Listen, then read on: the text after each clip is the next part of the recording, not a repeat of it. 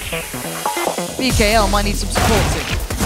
Nice shot from VKL, and he needs no support. We're going for a running boost already. That's nice work. That's going to catch him off guard. Don't expect that. They're both from the same direction, and the shutdown comes in. This doesn't look like an academy team. Here we go. Archie's managed to get himself a kill, but Jax is turning the tide again. Clutch King, the maestro of the previous map. He gets the first clean sweep going and gets it as well. Last player, low scale, gets him, and it's finished. Now, Envyus and Prophecy met in week 3 of the regular season, and it was a painful day for Prophecy. I don't know why we're bringing it up, but we have to. That 16-0 whitewash came on the map Cache. Keep your eyes peeled for that one coming up as we now go into our map selections for this. Our first semi-final, very exciting. Now, SEO, surely Envyus will be picking Cache again, won't they? I wouldn't say it's a given at this rate. Like, it's just... It was actually the pick that Prophecy chose in that week, is worth knowing. So it's kind of like, if anything, Prophecy might be it themselves, because they're like, okay, we don't want to think about that ever again, as far as we're concerned. But these two teams are quite weird. Like the Vita system that they've been using, it's been quite predictable in a sense. They've always beaten the same 2 maps, essentially. So seeing an Inferno bank from Prophecy is not too surprising. It was going to be Nuke or Inferno. They've done that every week. Overpass ban from Envy, standard. The last 6-7 weeks, they've banned Overpass. Picking Mirage, that's a map that Envy have normally banned. So that's a case of, they've not banned that one, we'll choose that. Cobble pick, that shows that Envy prefer the fact that the strength of Cobble over potentially picking Nuke, for example, which is a map Prophecy banned every week, which leaves Train for 3rd map. So Mirage, Cobble, Train, I'd say it's probably favouring Envy in a sense, because the 3rd map I feel Envy are better on Train, and I'm not sure about Envy's Mirage though. Okay, but I mean, they banned Cache. They had a chance. They could have banned Train, and that means that Cache would have been the default map if it goes to 3 matches. But there you go. It's an exciting one. So starting off with Mirage, that's an exciting little map there that could be ending up in Prophecy's favour. Why would Envyus try and ban that throughout the tournament? I think it's just a case of being comfortable on a map. So, for example, Prophecy, they've I think it's a consistent map that they've picked so far. They played it last week with Fleeve, so they're probably thinking this is a good map for him, especially. They might practice it specifically because they know. I don't think they'll play Overpass against us. We'll practice Mirage, and we've got experience on it technically. But if it does come down to that 3rd map, Train, Envyus are pretty strong on that one, aren't they? Yeah, it's always been a staple for French teams to a reasonable degree. This shouldn't be too difficult. I see this could potentially now go to a 2-1, but I don't see this going to Prophecy, especially with that map pick. Cobble and Train, just a little bit too strong for the French side.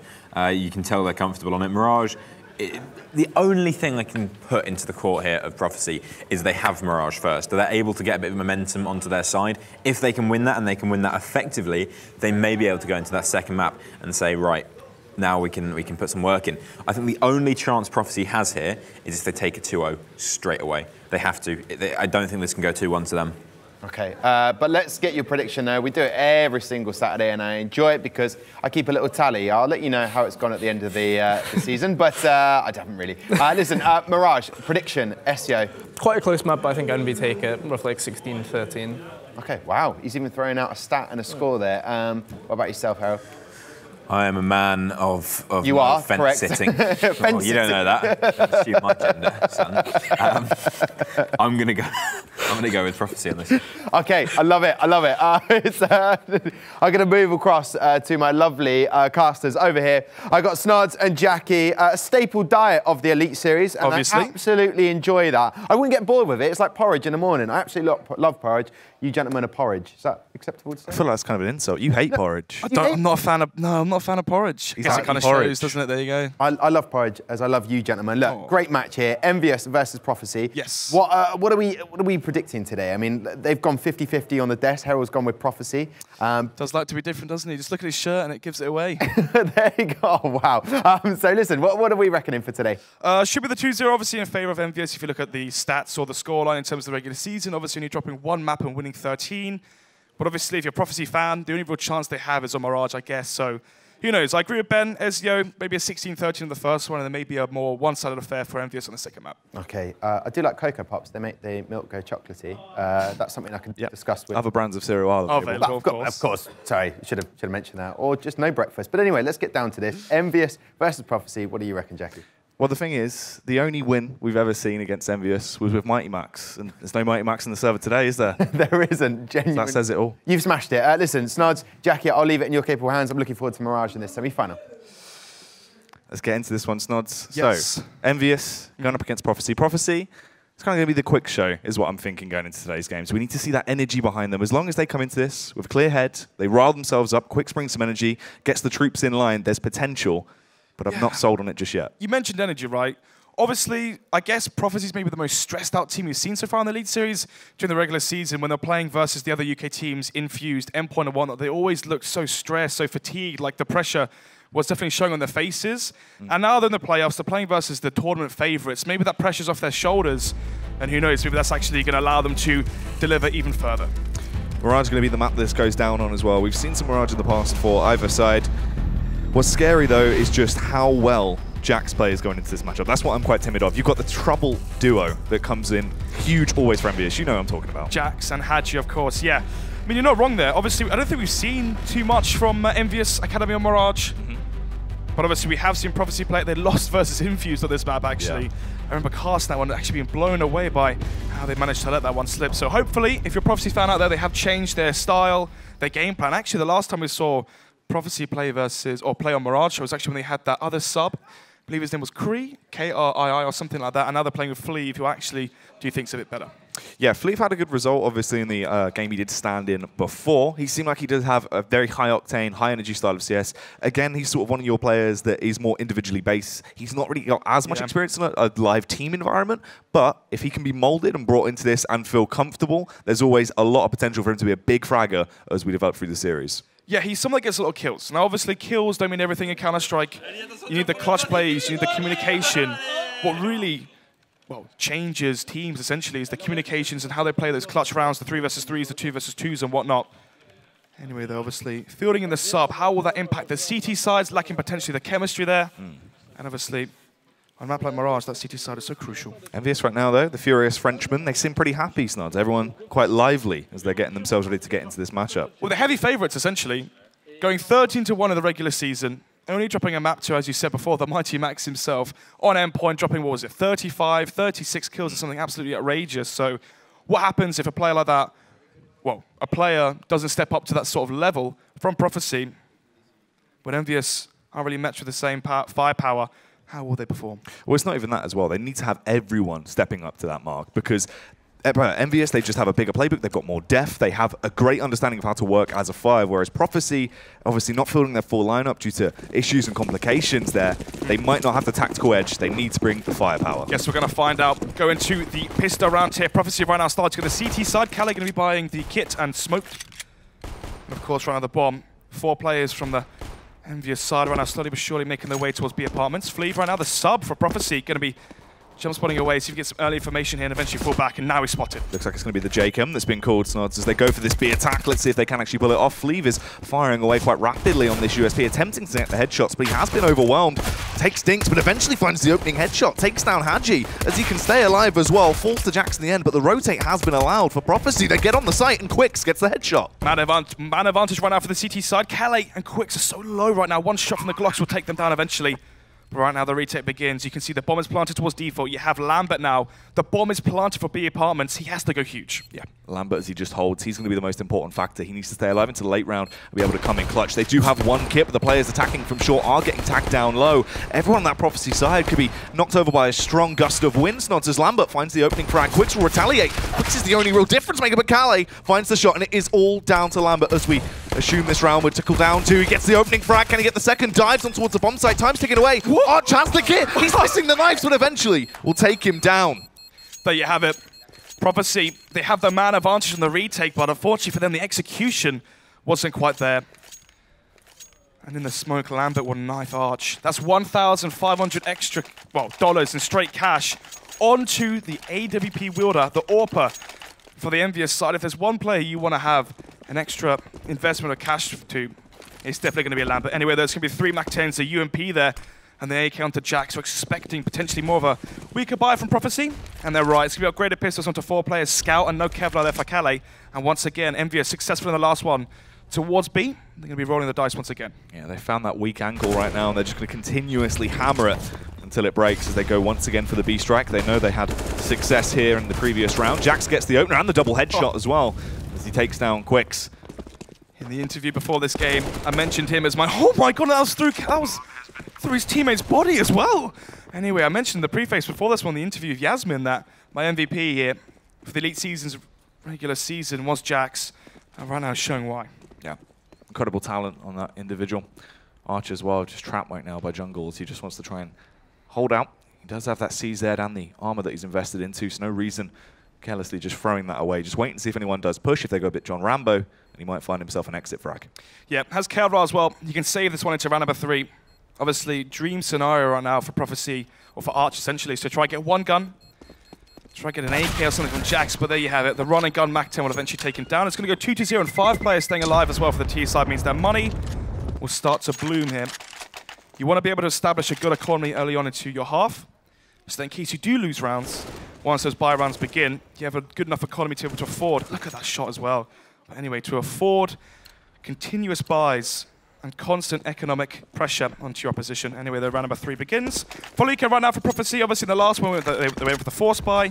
Forces a Kevlar Scout as well, but this time it's just pistols, no Kevlar, and a rush through mid. I like this though, Prophecy, you actually have to switch it up on these eco rounds. You can't play them out like standardized gun rounds. They go for the all-out mid push, but they walk straight into the meat grinder, and they've all been turned to sausages nods. They're dead.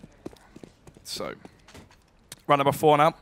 Envyus having the 3-round advantage going into the first buy round. 5 players staying alive on both rounds as well, means their money should be soaring. Let's see now, one of the biggest issues is when you lose your pistol on your CT side is look what happens when you go into the first buy round. The money right now for Prophecy is so low after buying out all their utility and firepower. If they lose this round, they'll be broke once again. Envyus Academy going for the audacious play here. Look at them keeping forward. 4 submachine guns, 4 SMGs into the first buy round. If they win this round, Jack, they'll set up their economy for the rest of the half. Once again, they just go for this B attack as well, consistently.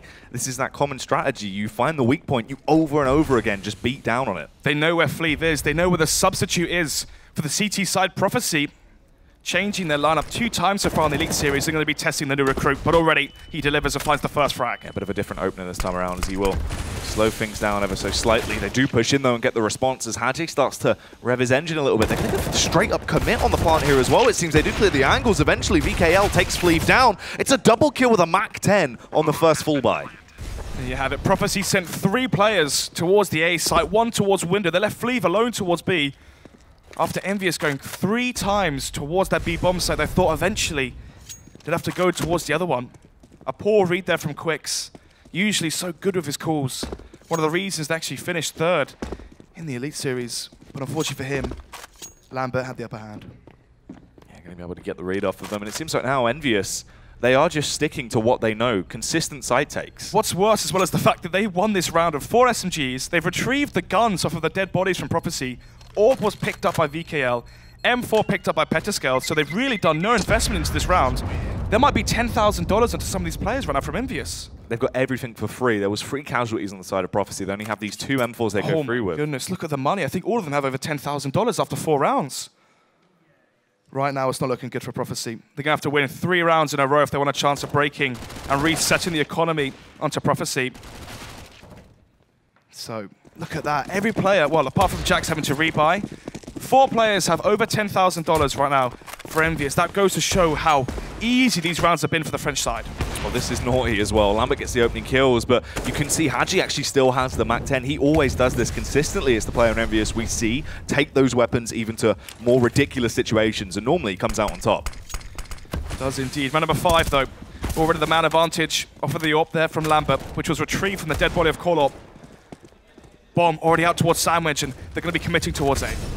VKL comes in with a headshot as he will take down Arse. Another front coming in as well. Petascale eliminates Kolar as they have got a lot of map control. They've swarmed towards the A bomb site. They can go for that bomb commit whenever they want now. And Quicks and they can't achieve really too much into this. Yep. 5 versus 2. No kits for the CT side as the bomb is planted. Going to have to potentially try and save, but look at this already. All the aggression towards CT. As Hadje finds the first with a MAC-10. How does he win that duel? This is what I'm saying. It's always consistently Hadje that actually runs the risk and makes it pay off. Oh, the pre-fire coming out there. You thought Quicks might have actually been able to get another frag on the board, do some kind of dent in the economy, but even then it wouldn't be substantial. Prophecy right now, they need this round. If they lose this, it goes 6-0. A 6-round deficit already for the CT side. And these are 6 fast rounds. Yeah. Anyway, though, buy right now for the CT side. It's going to be 2 AWPs onto Archer and Corlop. Probably going to have one towards middle, one towards B, as obviously Envyus have been really favouring that B portion of the map. Aggression here towards middle from Envyus, so they try to take control of mid. And once you have control of middle, you can tunnel the CTs back towards the site and try to split upon them. Look how ready as well. The seed of doubts have been planted in their mind. They're having to play that free setup towards B site now, with 2 on short because of them constantly going for that B aggression. And look, there's no one towards B right now from Envyus. They're going to be expecting the over-rotation towards B as they're paranoid as to how Fleeve has given up the site 3 times already. Fleeve is in the elevated angle, peering over the top of the smoke here as he might actually get himself a taste of the opening frag, does do so, and gets away with 5 HP, but somehow he's still alive and kicking. Kale towards connector finally does some work as well. Hadji goes down, it might get traded back though, as a double kill comes in. Apparently VKL's going to run wild. Fleeve, 5 HP, bomb back towards T-Spawn. Lambert got his running shoes on, got his Nikes, gets the bomb, going to be coming back towards the A side. Will they be able to do anything? You can hear the AWP shot going off, but Kolor just uncomposed will fall. VKL as well, surely Quicks had the drop on him. This isn't looking good right now. Fleeve, 5 HP in the 1 versus 3. Bomb's going to be planted. Look at the plant as well. It's planted front triple. It's planted for ramp. It's planted for connector and jungle. And look at the after plants once again from Envyus. They're always in positions where they can play off of the bomb. That's one of the weaknesses we saw from the UK teams, was the fact that after plant positions didn't really make sense. They were sporadic. They had no real reason. It's true. This is the thing right now, Studs. I know it's only 6 rounds, but in the fashion they're being won, it's starting to smell a lot like the cash game that Prophecy had. Oh, I doubt we're going to be seeing a 16-0 in playoffs, but then again, Prophecy did have a 5 versus 3 advantage, the 2-man lead, and how many times are you going to be getting that advantage? But then again, Fleeve will find 1 kill, and eventually saves with 5 HP. The amount of investment they put into this round as well is huge. It was a double AWP buy for them when they were entirely broke. They are getting that full loss bonus as well because of the amount of rounds they've lost in a row, but even then, they're still going to be left in shatters. Jesus, $16,000 already onto a player from Envyus. It's only been 6 rounds played. So, right now, what's the buy? What's the thought process behind this for Prophecy? They're going to be going for the quasi-buy. This means they can still afford a full buy into round number 8, but they will still be able to have some firepower into round number 7. UMP down to Quicks, M4 saved by Fleeve, 3 upgraded pistols as well, and they're going to be stacking towards the A site. Could this be a good read right now? Quicks has setted 4 people towards A from Prophecy, and right now Lambert with the bomb. The IGL and captain for the French side right now with the 6-round advantage is also, well, essentially taking his gaze towards the A bomb site. You got Hadji. Once again, up to his old tricks. He's gone back to the MAC-10 into this round. VKL comes out with the opening frag as well. A contact pick on towards Quicks. They've lost their opening player who was playing deep towards Palace. That's a lack of information already. They are trying to counter this, though, by resituating as they do send Archer. But look, VKL has all the information he needs. They know it's a stack, and already Hadji finds a second. It's going to be a 2-man advantage right now for Envyus. They don't really lose when they have these advantages. They're not a team that gives up any room to budge. And now they have all the information that they needed off of the back of the push there from VKL early on. They know there's a stack towards A. There's no one from the CT side towards the B bomb side. It should be a free plant. Hadji's just able to drive in from the back as well. Actually does find that frag with the support of Jack, so another ridiculous amount of money going to be sent straight to his bank account. But what is money right now? Money is essentially no object for Envyus. They have 16,000 onto so many players. These rounds have been so one-sided. And there you have it. It's going to go 7-0. They're going to be leaving Archer alone now in the 1 versus 5.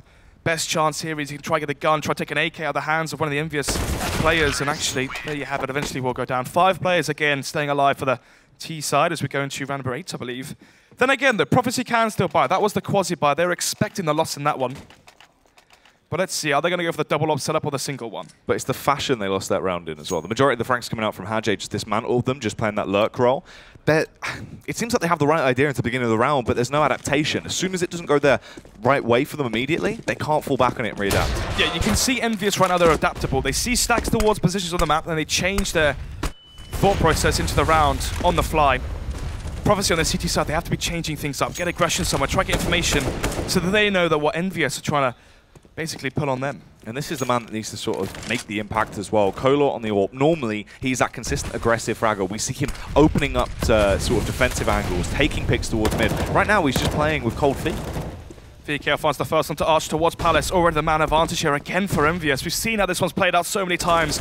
They're going to be splitting towards the A side through Connector, through Palace, and Ramp. Yeah, just depends on the timing here. As looking with the wallbangs coming out, Canley's left on 5 HP towards stairs. Both of them are so low they could go down in a matter of seconds. Canley will actually find the opening frag. The Color as well supports his teammate. Big Sin, but can he do some damage? Has to play on the contact angle, will find it, and it's just up to VKL. He finds the opening frag. It's him and Fleeve left in a 1v1. The bomb is miles away. He has 55 seconds here. He does indeed. He has more than enough time to go all the way back round towards T-Spawn and take the bomb towards that B-bomb set. Molotov goes out towards jungle. But look at the health right now for Fleeve. 13. What on earth is he supposed to do in this scenario? The thing is, the amount of time he has, he could decide if he wants to go for the full rotate towards B, if he wants to go for a late round take towards that A site. He has 2 flashbangs as well. He could potentially try and fake this, and Fleeve basically just has to commit to a site. He does have a kit. That's the only redeeming factor. But on 13 HP snods, a random spray, anything could kill him. So, VKL has an understanding now. He expects Fleeve to be clearing out the A site right now. And a good presence of mind as he's correct. B-bomb sites for free now. Fleeve may be hearing these flashes towards the B-bomb site. He clears out A, and now he knows it's going to be the bomb planted towards B. But look, the bomb is planted for short. And now VK can play off of that towards the short pillar. They're going to be meeting each other very shortly. Oh, it just depends on time. If he doesn't actually suspect this, he has his back to him, but he hears the audio. Crew turns around and gets the frag and takes him down. They're still undefeated in rounds. So they were so close to going undefeated in the regular season. And right now they're showing why. It seems that this Envyus side is one of the only teams in the Elite Series that's actually progressively got better as the season went on. Prophecy, they started, well, hot in the season. They were winning comfortably versus all the UK teams. And then suddenly, as soon as, it's like week 5, week 6, there seemed to be a bit of doubt in their minds. They changed their lineup, Slap was removed, there were subs brought in, and then since then, it's all been downhill. I don't know, I think Envyus did have a bit of a slump towards the midway of the season. They definitely started dropping more rounds against the UK teams, but... They were losing rounds, but not maps. That's the thing. Yeah. When you're already guaranteed playoffs, sometimes you might let, room for error. But talking about room for error, already, Calais, Arch do go down. But luckily, Collar there with the 5-7 finds one. Let's find that return of Greg as he takes him down. Grabs himself the AK, nice movement on display, and he finds a headshot as well. This is good from Kolor. This is the man I wanted to see start to get some energy behind him and find those impactful frags. Might not be with the weapon that he made his name with, but let's see what he can achieve with this AK. So, man advantage right now for Envyus, regardless of the back, the good plays there from Kolor. No CT kits, only 2 flashbangs and the Molotov. And right now, Fleeve towards underpass might get spotted towards top mid, but look at the time in there. As they find Hadje, no they don't! He still gets the kill. He had to get that frag. He took down Hadje. This round could have been a completely different story. The smoke actually blocks him as well, so Kohler in this moment of panic will get executed by Lambert for sure. Even he can't believe how Fleeve wasn't able to get the kill there. Nevertheless, it's going to go 9-0. Usually on the T side, if you get 9-6 scoreline, you're happy. And it's looking like this could be a 12-3 and 11-4. Well, I say 11-4. This could easily be a 13-2 here as well. At what point do you go for this pause? Surely there's got to be some kind of communication. They need to switch things up. They're doing the same thing every round, expecting a different result. Sign of insanity, mate. Definition of insanity. Definition, same thing. Anyway, let's see if we're going to be seeing the same thing, and that's a round win from Envyus. Luckily, the caller goes big. Finally, an impact with the AWP. He was so good in the season with that AWP finding the first kills across the board, and now he's finally done it here when his team needs him. How are they going to play off the back of the man advantage? We saw them lose a 5 versus 3 situation earlier on in the half, but this time they have to knuckle down and get the win. Really have to strap their boots up right now and get ready for this one, as you've got yourself that opening kill. Just play smart CS, play back, play supportive angles, crossfire with each other. You just need to play the trade game. You can win this round. So, 1 minute on the clock. Hadje spotting out Kolos up again. Going to be coming towards underpass. They have a player towards B apartments. That's Peterscale. And Lambert with the AWP towards middle. They can actually go for a B split here. That Molotov from Hadje goes back towards short. They can boost up here and peek towards jungle. The AWP is in position though. Kolor is going to be that frontline infantry, but the timing's awful! He loses his head. Hadje with a 1-round tap as he will eliminate him in a matter of seconds, Nods, and they equalize the situation. Suddenly the man advantage is gone. It's going to be the 4 versus 4. They're making their way. Charging up short right now. Hadje leading the charge. Making their way downtown to B-bomb site. Let's see if they can actually find the kills on the way, though. Quick's in position, a bit of a cheeky angle as he's ready to try and find that kill, but he's losing his teammates. Will get one, has to try and get the second. Quick's lands it, nearly the third, but EKL will end his reign of terror, leaving them in a 2v2. This is the closest round yet. Lambert with the AWP towards short. The bomb is planted for him. He's in such a good scenario right now with that weapon. The rotation, though, from Arch towards short. He has to get the kill onto Lambert, otherwise this could be 10-0. All he's got to do is provide support here, be that overwatching player, but he loses his head. Arch takes him down. They can now try and push in. VKL gets one. He swings wide, and VKL, the overface, will come back to bite him. Finally, they get around. It's going to go 9-1, but only one player staying alive for the CT side means their money still won't be in a good scenario. We might even see some UMPs out here. And the scary factor is they were getting that consistent full loss bonus every round. Now that's going to be reset if they lose out to Envyus in the next round. Exactly. Envyus Academy right now could shatter the CT money, essentially. If they win this round, they reset the round loss bonus. The round loss bonus onto Prophecy from 3,400 to 1,400. If they win this round, make it 10-1. Force a weak buy from Prophecy, 11-1. Force an eco, 12-1 could easily be the scoreline here if Envyus can pull this one through. And Hadji has a Mac 10 when they've got 16k in the bank. This is what I was saying. Hadji loves this play. He goes for it consistently in a majority of games we've actually seen him play. Early Molotov comes in as well.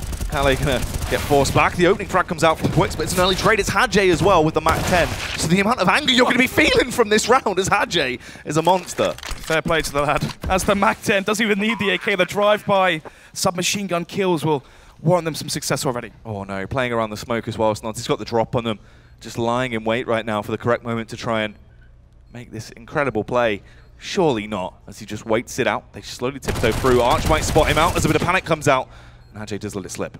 Low HP as well for the remainder players on Envyus. 50 and 28 onto Lambert. Let's see what they can do with the Mantis advantage. You got shot. The apps in play here. They're good after plant angles, but it just depends on the composure of the T's. They actually start to fault a little bit here. Pettyscale maybe confused. They tapped the bomb already. Just face over, but he finds the back to Pettyscale. The 1v3, that is the worst case scenario. The reset comes back for the CT. They know exactly where he is as well, and in the moment they just get confused. Both of those players in that 1 versus 2 there, they knew where Pettyscale was, but they didn't know who had the kit. They had to fumble out who was going to go for the defuse in the smoke. And you saw the player he killed towards Van was looking towards Kitchen. Arch had the little hair flick of anger there. Everyone very frustrated on that side. He's not happy, is he? Oh, this is mental. 10-1 is going to be the score, and the reset comes through. Hadji again with the signature weapon, the Mac 10. The Biggie Smalls play as he tried to cause some havoc towards the A-bomb site. Unfortunately, will go down this time around. It's Fleeve and Quicks remaining. They only get one kill. Can they double it up? Actually, Quicks the strike takes down VKL, but that weapon's not really recoverable. No kits as well for the CT side as the bomb can go down potentially. Quicks towards CT. Eventually will be traded out here as Lambert takes him down with the AK. So much utility for them as well. So even though they're in a great position, they can still afford to expunge all of this to make sure they get this round and have no chance of actually letting it slip. The kill will come out eventually though. Jax gets the frag and they continue on in their warpath. And that was the force buy from Prophecy. I said it before, if Envyus won that round, it was looking like a 12-1 essentially. So, the full eco is going to come through. It's already 11-1, a 10-round advantage on the T side here from Envyus. They should make it 12-1. And then going into the penultimate round as well, round number 14, the buy, what's it going to be looking like? Keita, if we can see the money right now on the scoreboard. So, no one has $3,000 on the CT side, so there's going to be no AWP for Arch and no AWP for Corlaw. And they're ready for this play. They know that we've seen on the ecos the occasional aggressive mid-push from Prophecy, so all they've got to do is just hold. They're going to, once again, push into them, offer the frags. They're not going to be able to trade just yet. Arch will claim one, but it seems like that's all they're going to be able to actually manage into this one. Oh, there it is. The Mac 10 again for Hadji. Must have, what, 6 or 7 kills with that weapon already. So, going into round number 14 now. Prophecy, no AWP for them. Unless Arch goes for a glass cannon AWP. We might see it. I mean, Prophecy are going to have to be desperate right now in this scenario. They need a miracle if they want a chance of maybe even finishing this one off at best 12-3. Yeah, they just can't get any momentum behind them. They're just struggling round after round to actually get some sort of connection in the plays. It just looks lackluster right now. No AWP for Lambert as well, so there's currently no AWP in the server. 5 rifles versus 5 rifles. A failed smoke there towards window, but already they have control of mid.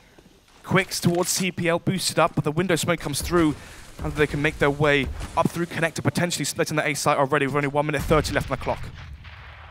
Oh, Kylo. Waiting by connector now as they are going to try and once again gain that early mode control and then capitalize on a choke point. It is going to be the split strike towards the A-bomb site. The early frag comes in. It's caused a little bit of chaos as well for Prophecy trying to decide where to actually focus towards. They have one less player to watch so many angles. Kolor trades it back though with the M4. And Kale trying to hear those audio cues, seeing if anyone is backing off. They are actually repositioning and second guessing this strike as Quicks gets the headshot. Man advantage still for Prophecy, but low HP onto Quicks and Kolor. They have control of mid. The bomb going to be shifting back towards B. Fleeve and Quicks have to go huge, and there you have it. Quicks finds a second for himself into the round. It's going to be the 4 versus 2. This is critical for them. They had to have this round on the board, and they are actually getting all of the frags. Lambert He's a 1v4 to pick this round up. He's got 40 seconds. He is making his approach over towards B. There's only one player there, and it's Fleeve. Fleeve is ready, and we'll find the frag. They've doubled their score now with 2 rounds in the bank. So, off of the back of the individual players there from the CT side, they win every single Angel. Headshots from the M4 eventually do prevail. We go into the final round of the first half. 12-2. So again, no AWP right now for Prophecy. Lambert had the M4 in the last one, but this time he would bring in all the firepower to this final round here. On the terrorist side, it's going to be the AWP, 4 AKs for the Envyus side. And there you have it. Again, 5 rifles for Prophecy. They've won all the Angels. Can they do it again? Well, the peak comes out, but Lambert misses the opening contact frag. Luckily enough, though, there isn't going to be an overextension from Prophecy. They don't charge in and attempt to get this frag. Jax is still doing work, though. He puts a bit of effort in, finds the opening headshot, takes down Kolor. Can Arch actually respond? Will take him down.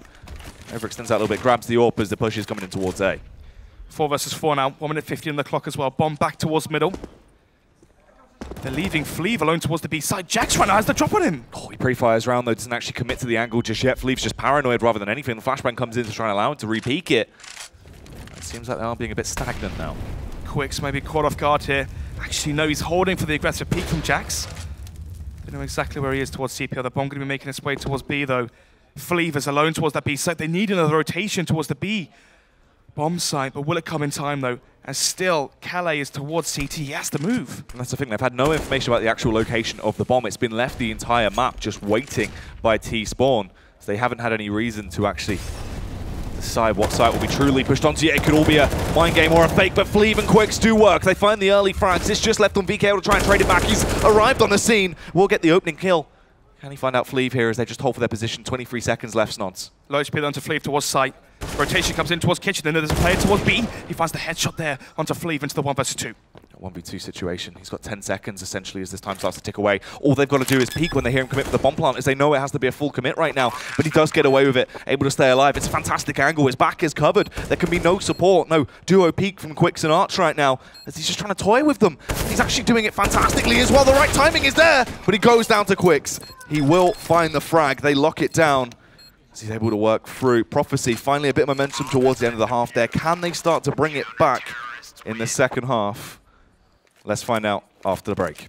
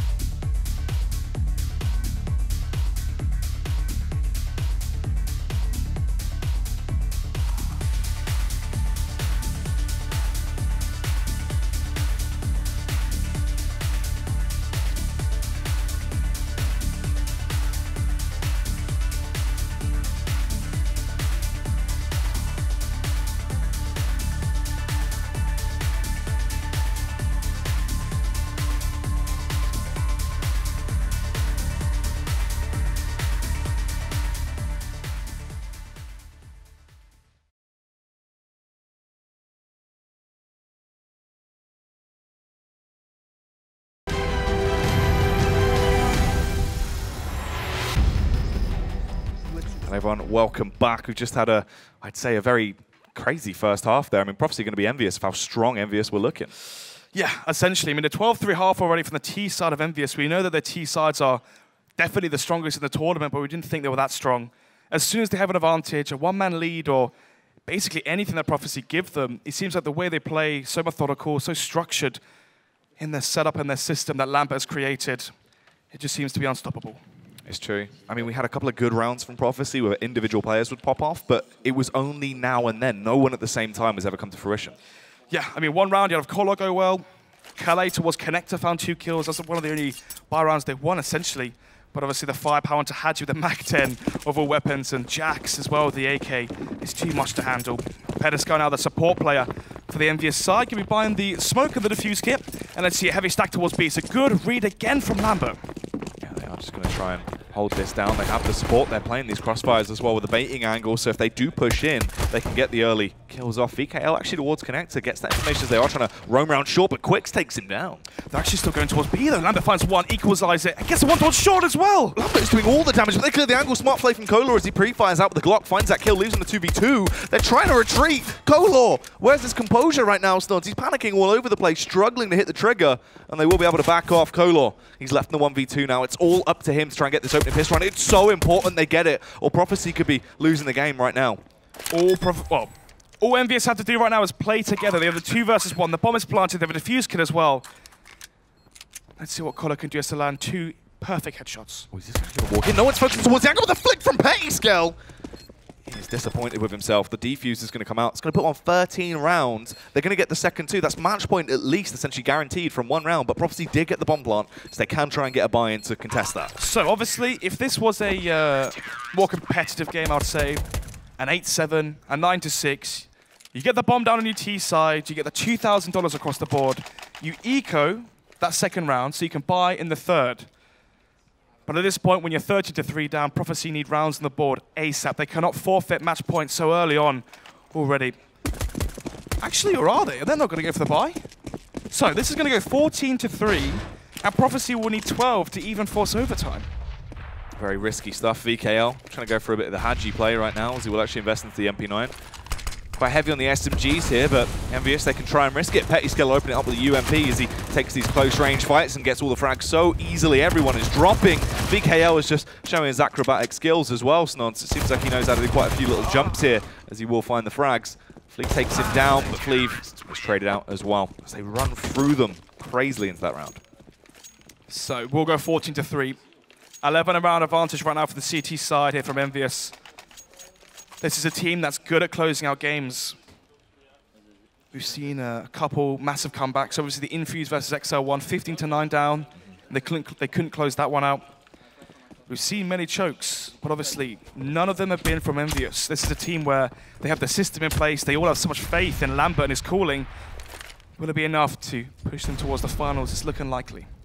It's true. Prophecy really have just let it slip. The confidence has gone from everyone, just plain faces across the board. They've hashed it out off the back of the flashbang. They've actually slipped in. There's a lot of map control this time around. It's looking good as they get the initial frag. Fleet takes down Pettiscale. Calais as well starts to do a bit of damage, takes down Jax, but VKL through the blindness will find that opening kill.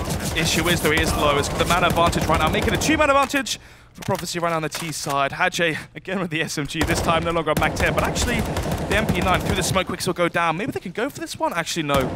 If Hadji was closer, there's a chance. They do have the kit onto Hadji and good utility, but obviously you have a 14-3 lead. You might as well concede 1 round, make it 14-4. You've still got a 10-round advantage, and of course you can still buy up into the next one.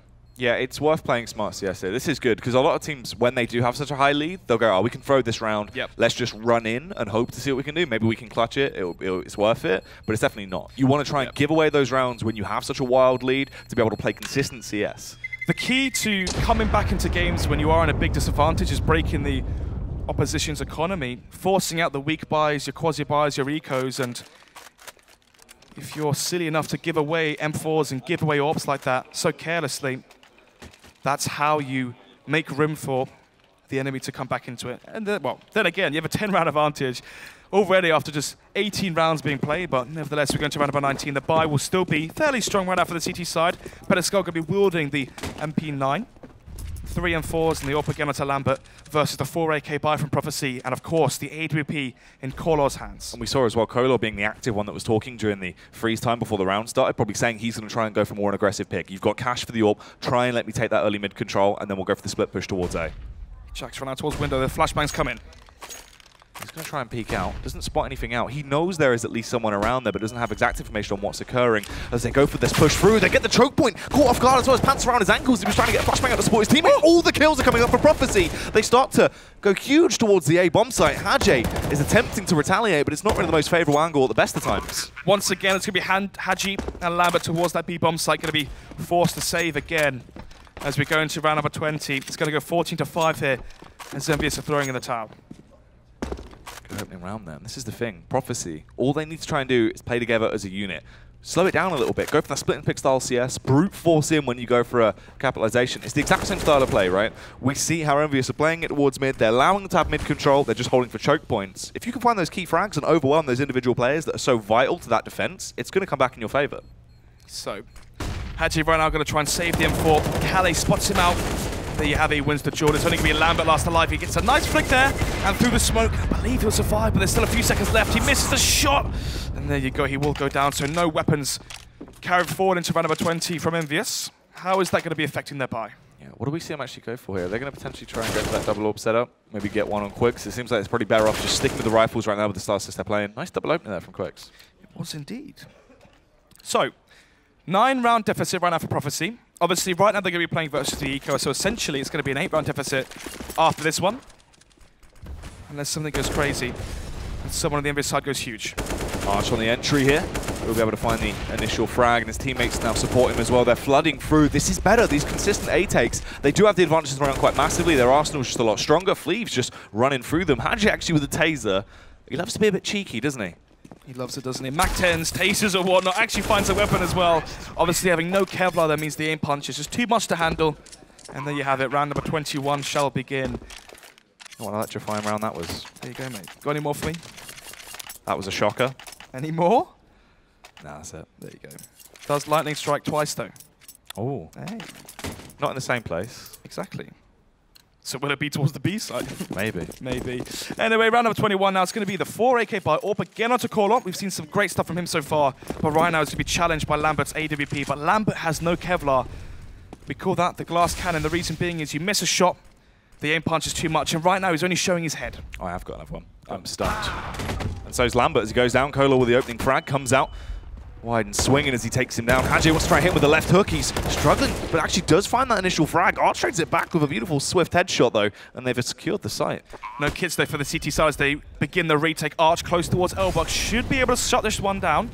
And look at that. Envyus again throwing in the towel. They're going to be conceding another round here as they go for the save. Oh, it's on Callie, though, actually. He's the one close by to him right now. If they're not watching towards Hobbit Hole, they might not see him pop out. He could do a little bit of work. He will swing wide, struggles, gets some low, but it's no real frag. The faces are coming out, Snods, and they're keeping Envyus in check, actually. Prophecy are allowed to go for these quite flamboyant hunting plays at the end of the round.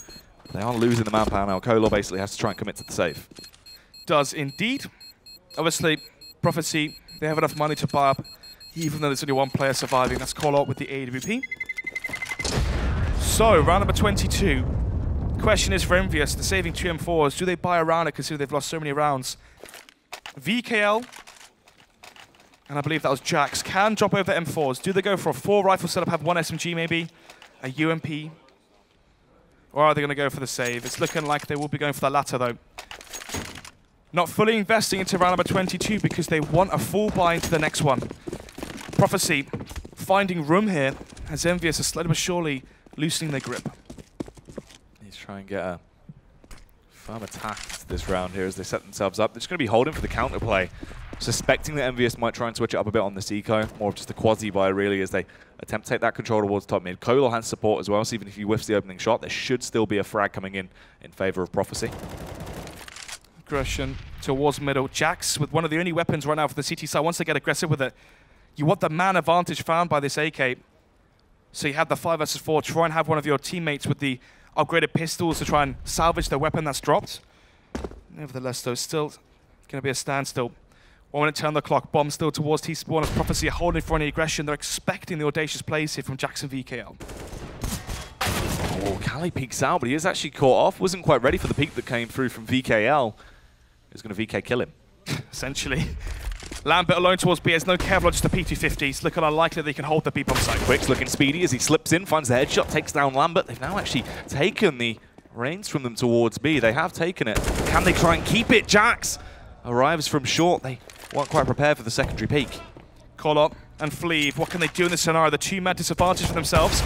Misses the shot, and you can see there, as soon as you miss it, you're isolated and exposed. There you have it, Fleeve on the 1 versus 4. You can hear Prophecy behind us just kicking those, well, slamming the tables. The frustration was showing. They had a glimmer of hope of coming back into this one, winning 5 on the trot. But unfortunately, it's going to be match point here unless Fleeve, well, 10 seconds left. It will go match point here. Envyus gets to 15. He's finding the frags, but he's just not got the time. He would have to get the other 2 remaining kills in 4 seconds. They had no reason to peek. They still actually do take the fight to find the frags. Nice little fist bump there as well. And Envyus continue back in form. They've got match point, and now it's even easier for them because the pressure is on for Prophecy. There was no room to make mistakes before. Now there absolutely isn't. Clean and clinical play there from Envyus. 15-7. They have 8 chances to close this one out in regulation. Prophecy need to win 8 rounds on the trot, and Calais is going to be deducted down to just a D. And that's 8 rounds even to potentially push it into overtime, not even secure a win. So 4 players now for Prophecy towards A. Going to be waiting for that smoke to dissipate, pin the grenades potentially, and go for an execution towards the A site, and try and warden off the AWPs and force the CTs back. What Prophecy want right now is the bomb to go down, to play the after-bomb positions, and try and do what Envyus did to them on their T side. Prophecy. Have they read the future correctly into this round as they try and push out? Let's see if they actually can kick up a fuss. Fleeve will get the early headshot, but Lambert trades it back, takes down Fleeve. He's been vital to finding the weaknesses towards the A-bomb sites, so losing him really could be quite horrific for them. They all seem a little bit panicked as well now, Snoz. They are taking site control, but it's quite messy. Smoke's barely going up and blooming correctly. Pettyscale attempts to purge himself up, trying to find that frag with the spray, but couldn't quite connect it. Man advantage though, nevertheless. Oh, as I say that, actually, it's going to be the 4 versus 4, but Jax finds one onto Calais towards CT. Man advantage now for Envyus. They have smokes, well, no smokes, but kits, Molotovs, and flashbangs across the board for this retake. Can they put it off, though, and get to 16? The Molotov goes out, and it ain't actually going to force anyone out of position, so Quicks is allowed to just stay tucked in by Sandwich. He's got clear vision as well, just needs to find the frags, but Pettyscale lands a beautiful shot. Haji as well takes them down. Short Color can peek, but Jax will get it. It's a 16-7 scoreline. Envyus run away with it, Snods. They look unstoppable on that first map, and that was the map pick of Prophecy as well. The next one's going to be Cobblestone, and in the regular season, when it was Prophecy versus Envyus, it was a 16-0 on Cash and a 16-9 scoreline on Cobblestone. And obviously, Envyus have improved, and I can't really say the same for Prophecy. Then again, can they try and force that third map, make it 1-1, or will they fall short and lose 0-2? It's true. Just very, very odd stuff there from Prophecy. But let's head back over to Tom. Thank you very much, Jackie and Snods. Analysis on map 1, which was Mirage, between Envyus and the good old Prophecy when we come back.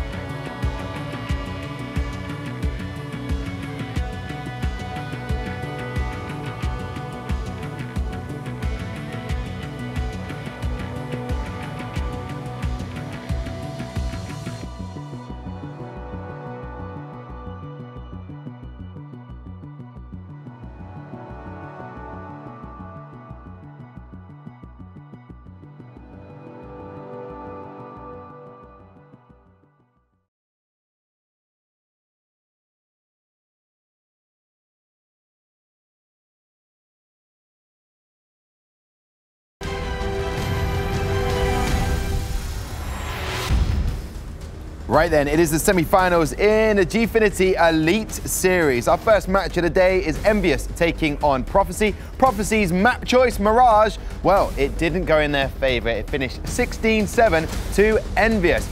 So, right now, they are one map up. It is, of course, a best of 3 today. So, we could potentially have 2 more maps. But if Envyus win Cobble, then we will not be seeing Train in this matchup because they will be 2-0 up. Gentlemen, Herald, you said Prophecy were going to win that. They let you down. How angry are you with them?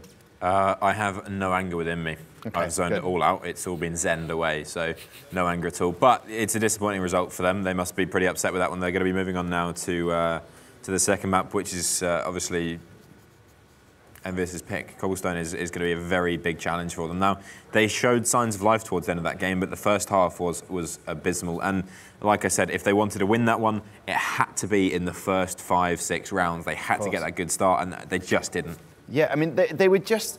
Envyus were even getting certain buys that we were discussing backstage. Like, break that down for anyone who's new to CSGO. It was the 4th round, wasn't it, I believe? Yeah, 4th round. So usually if you've won the first 3 rounds as terrorist, you've got a strong economy built up, and the CT economy is quite weak in a sense. So sometimes you stick with the SMGs knowing the firepower behind them, it's not as great as an AK or any other rifle, but you can use them to maintain that quick, fast-paced round. So in this example, Envy actually rushed B with the SMGs and utilised the fast movement as well as the ability to run and gun, effectively. So they were dominating the economy. It wasn't just getting the kills, they were dominating the killing them on the scoreboard. Financially as well. Listen, Ezia, there was a particular round that we want to talk about because of it just showed what Prophecy were up against. Yeah, it was a big round for me because it kind of showed what Prophecy were kind of lacking this game. So I believe it was round 6. It went from like a 3v5. So Prophecy's got the 2-man advantage. Everything's going quite well. Flea's in the boost spot right here on short. Picks up the first kill. That's perfectly fine. Gets out without getting traded. Perfectly fine. Kali then picks up another one in connector. You're thinking 3v5, CT side. Don't need to give away picks, but Arch gets picked off, Kali gets picked off, suddenly it's 3v3. And honestly, it's gone from 2 men up to now being behind, effectively. They've got control of the site, and you need to retake. It's kind of impossible to do this when they're in so deep, for example, in jungle, as well as pushing in towards CT and holding connector. Another point within this actual round is the picks that are being taken from Envyus there. They're picks where if you use utility, you're fine. And the utility on the Prophecy side was massive. They all had smokes, they all had flashes, yet they were using none of it. If they just smoked off ramp, you instantly deny that first kill, and potentially you stop the round being lost. One smoke could make that difference. What, was it nerves that they're not using that utility? You've spent that money on it.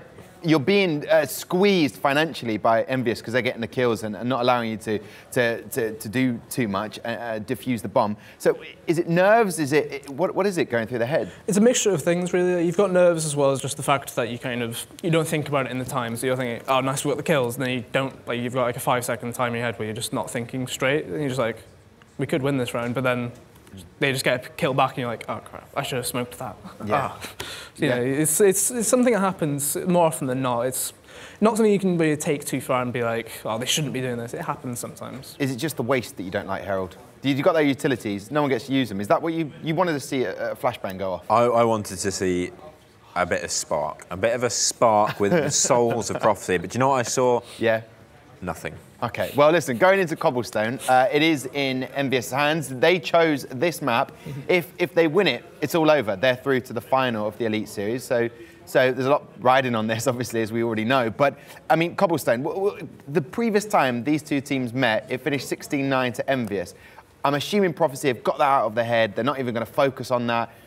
How can they come back into this game? I feel like they've looked at this beforehand anyway, because as they played it before, they probably think about stuff like Envy aren't a team that do quite a lot of like executes and stuff. They play a default way, and then you can kind of look at that and be like, okay, so if they get a kill here, they tend to do this sort of stuff. But in the past, like I noticed last map that it looked like Prophecy had done some form of counter-stratting, like on the pistol round of the second half. They knew like there was always going to be a player on the tight right bit on apps, for example. So they have looked at stuff like VODs in the past and actually looked at it and be like, okay, they do this when they do that. So I'm actually kind of looking forward to a sense that they've played this before, as well as having watched previous VODs. I'm kind of interested to see how they'll take that on, technically. Okay, well, You got the first prediction wrong, but don't take that negatively. It was exciting for the viewers, wherever they may be. They thought, you know what, Harold, yeah, that gives a little bit of belief in me in Prophecy winning. So what are you going to say this time round? SEO first. What do you reckon on this prediction? I'm thinking similar scoreline, but 16-7 to Envy. Okay, come on then, Harold. I've given you an extra time. Here's what I'm going to do. All right, I'm going to go up here. Yeah. I'm going to grab the Envious. Yeah. Right, and I'm going to put that. Yeah. Right down. Yeah. Okay. Here. How's that gonna? Is that work? You have to go in front of them. Yeah, there you go. It's weird this, but it's okay. This happened. Beautiful. A round of applause for that. That was epic work from you. Maneuvering. Bit different. We've not seen that on Elite Series. Green screened it. Right. Carsten's over there. Snods, Jackie, what did you think of that? And also, what do you think of Cobblestone? It's like a game of Tetris, but yeah, essentially. There's just no... there you go then. Anyway, think about the map. Obviously, Cobblestone was won last time in the regular season, 16-9 by Envyus Academy. The question is, Prophecy right now could be the last game they have in Season 1 of the Elite Series. Are they going to play with more firepower when their backs are actually against the ropes? yeah, it's true. You know, they've been backed into a corner. Envyus, they're winding up. They're getting ready to go for the people's elbow. Are they going to land it, though? Will there be the role reversal, mate? The elbow drop? No, people's elbow. What's that? Yeah. Is this another reference going over my head? It's fine, mate. Don't worry about it. Yeah, it's all good. It's all good. Anyway, Cobblestone, a map where notoriously sometimes as T's can run away with it on the terrorist side. Question is, though, Prophecy, you need good communication on a map like Cobblestone. Drop the rotations on that CT side, playing 2 towards A, playing 3 or 4 towards that B bomb side. You have to be on the ball, essentially. Do you play 2 towards drop, 1 towards A? Do you play 3 towards that side and leave drop a bit more susceptible to T control? It's true. It's a hard situation to be in. The only thing that's quite scary is actually how dominant Envyus can be on this map. They have a lot of untapped potential there. And I feel like as long as they continue the hype they got from map 1, that early, huge win streak, coming into it, they could close down early. Prophecy, they just need an extra kick, an extra bit of momentum, something to get them going because it's so stale. It is. I mean, it seems like Prophecy are pretty much defeated before the game even started. Obviously, you come third, you're playing versus the team that finishes first in the regular season, that's Envyus Academy. You're just thinking, all right, lads, we've had a good run here. We've still got the money in the back pocket.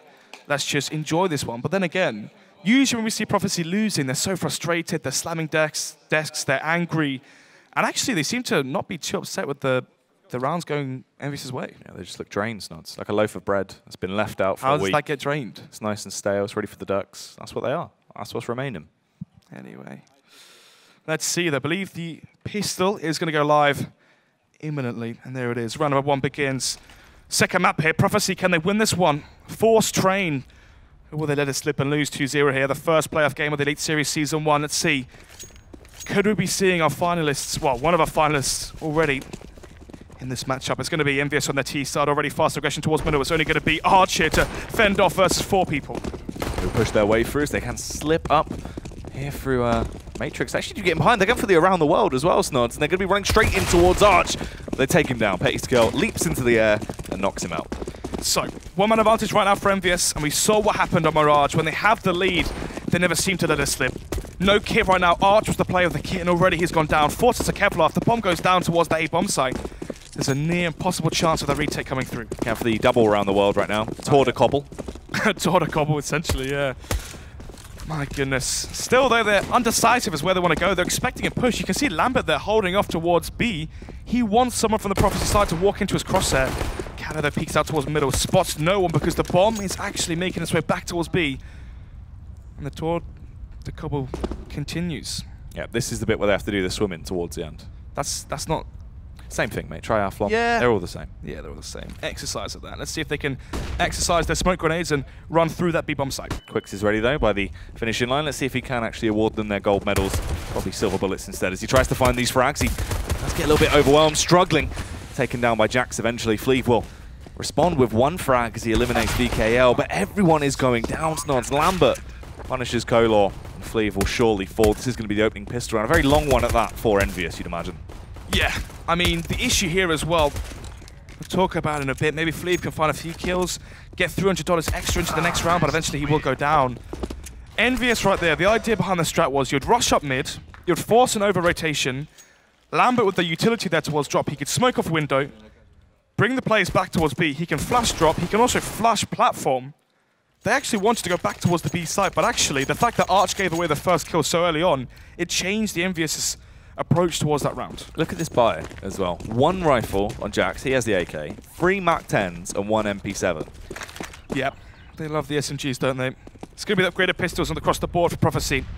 3 CZs, 2 P250s, but no armor for Collar, obviously. Collar saving for the AWP. AWP is so crucial in your CT side of Cobblestone.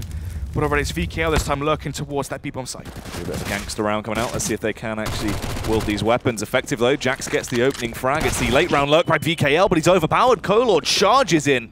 And that's a point blank frag. Jax is low, so maybe there's a chance here for Prophecy. Let's see though as the rotation begins towards the B site. Smokes, Molotovs come out towards Hobbit, going to force the peak for Fleet. He will eventually go down.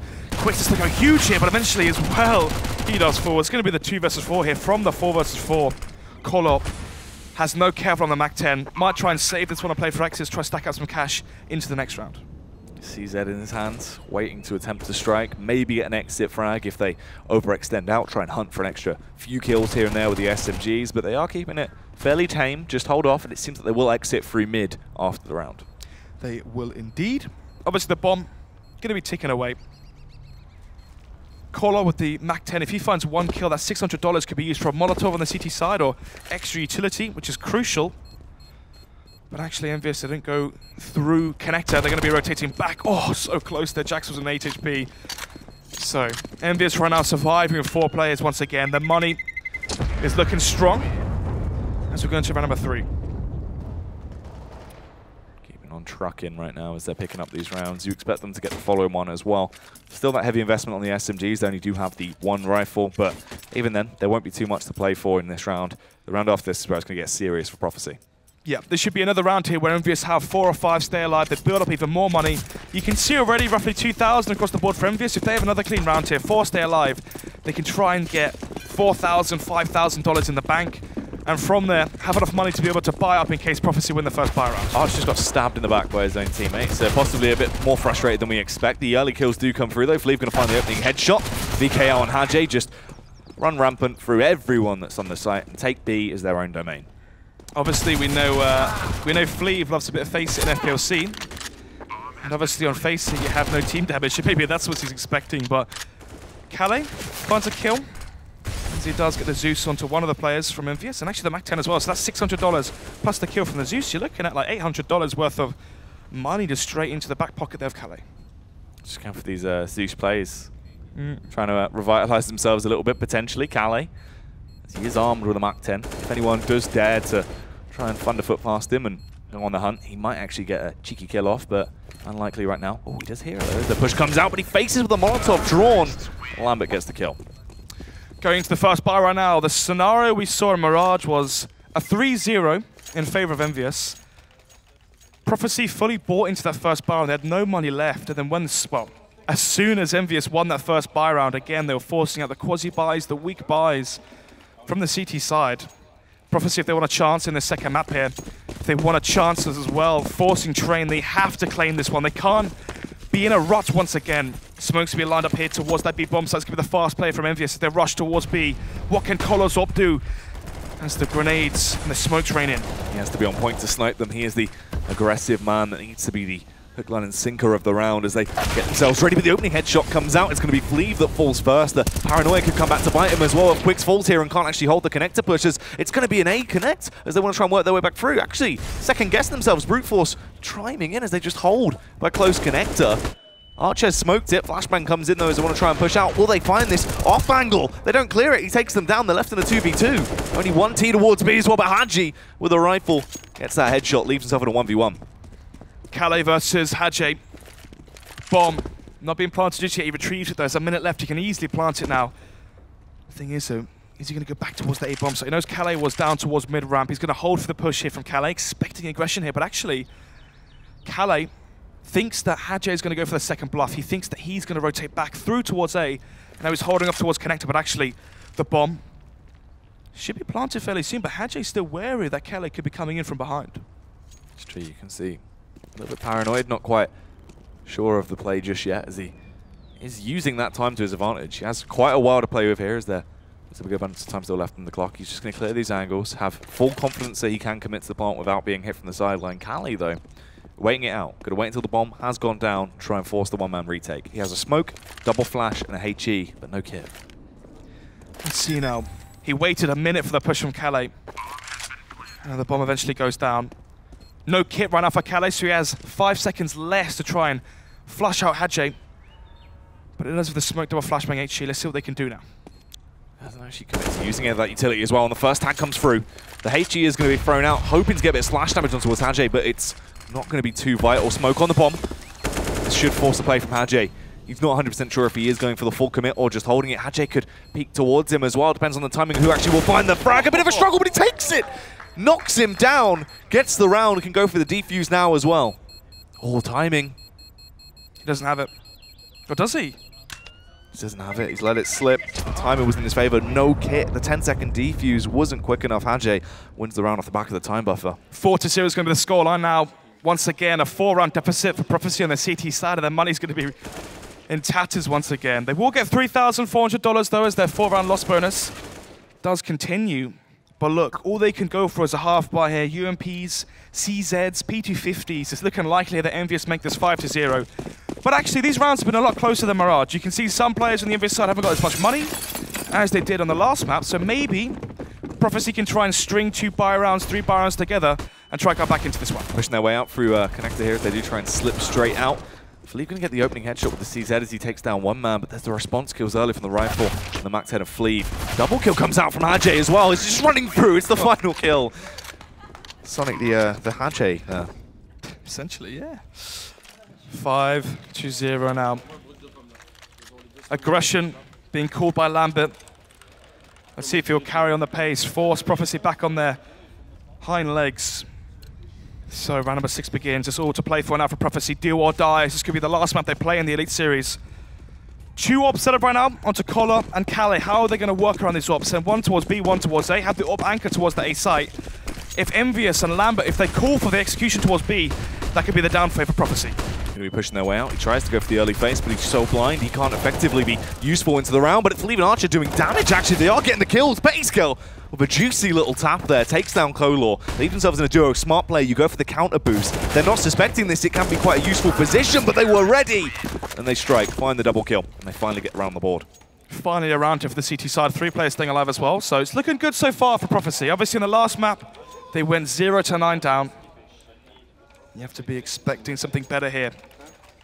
And now they have all to play for. Hopefully, they wear their heart on their sleeves and they deliver when they need to.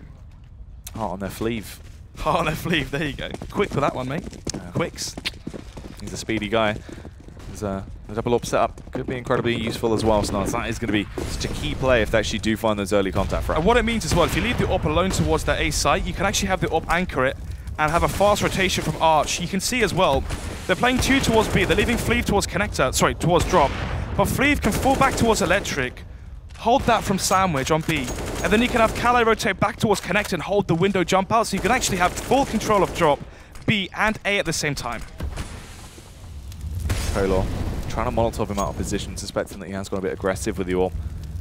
Let's fall back though, not going for any of these early opening frags. Jax walking at the headshot on towards Arch. They've already lost one of their rifles and they need to try and trade this back. They're not doing too great. No Molotov usage just yet to actually force the player that's boosted on tree out of position. So if they did fall back towards the B strike, it could have been awful for them. Fleeve as well. The aggressive hunt works out in his favor. Finally some confidence plays here from Prophecy. Quick peeks out, eventually gets traded up by Jax. Kelly now, the secondary AWP here on the Prophecy side has to go huge as he holds the angles towards Wood. This is scary as well because Jax looking so crisp into this round with his rifle. Luckily enough, he's tagged down to 30 HP, so potentially they can take him down, but he's still getting kills. He will finally be stopped in his tracks, but Lambert with the AWP finds Fleeve. Kohler as well, panicked and scared like a deer in the headlights. Why is he unscoped? Why did he unscope towards Wood there? He basically suicided his teammate. And there you have it, 6-1. Their money's going to be reset now. How much money are they going to have? They had 3 players stay alive in the round they won. They obviously dropped over 2 weapons. Look at that, 2,000 across the board right now for Prophecy. They're going to be forced to save. They will get $1,900 though into round number 9, so they can buy up into round, well, the next one essentially. So it's going to go 7-1. Prophecy can buy. If they lose that buy, then this could be a very quick T-side once again, Jack. We've got Hadje, the Mac Daddy as well, going to be reinvesting into his old favorite SMG there as he wants to try and get some flamboyant, flashy kills into the round. Heavy stack, because they do have those 4 players towards B. Might actually be walking straight into the trap as well, but the bomb is just waiting, so when they get that information, they can still lurk back round to A. No real worry of throwing the round. Yeah, right now, Envyus is holding for any aggression from the CT side. They can use the Mac 10 onto Hadji as well to filter out some information. If they send Hadji in first, he can peek and try and find if there's a stack, and already spotted 2 players. They're going to go back towards A, essentially, after seeing a marauder of CT-sided players, but already Hadji finds 2 heads. They're so weak as well. No armor means they're just so squishy. It's like a banana that's been left in the sun. Snods, it's going all over the place. It is indeed, or in a hot car. 6-1 now, the 5-round advantage for Envyus. It's looking like a 6-round advantage as Kolo tried to make magic happen with a Mac 10, but eventually will go down. 7-1 is going to be the scoreline now. Prophecy in their 6-round deficit. If they lose this one here, you can see, once again, they're going for the full force buy with all the money they have left, but all they can afford is 2 M4s, well, Kolo can still buy 1, so 3 M4s, a FAMAS, oh my goodness, and no kits. So if that bomb goes down towards A or towards B, we've seen how strong Envyus have been in the afterplants already.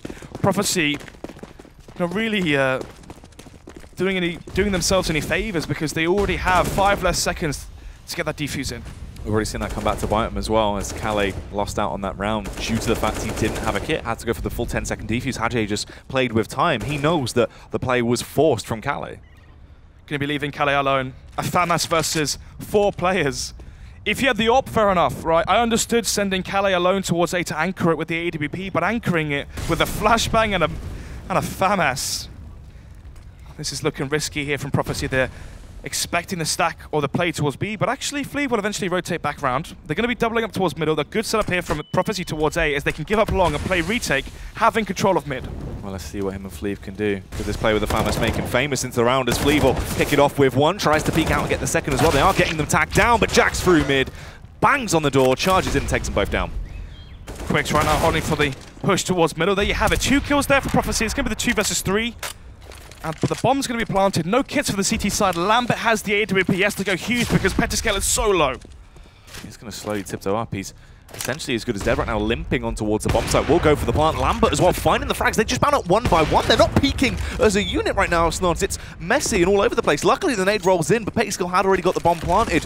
This will force the play from Lambert as he has got to try and clear the bomb, make sure no one's on it. They don't have a smoke really to shroud their attack either, so it's going to be hard. Misses the flick as he tries to lift his wrist as fast as he can to go for the tag. Trap with the B250. They are pushing in from behind as well, and he gets taken down from the rear.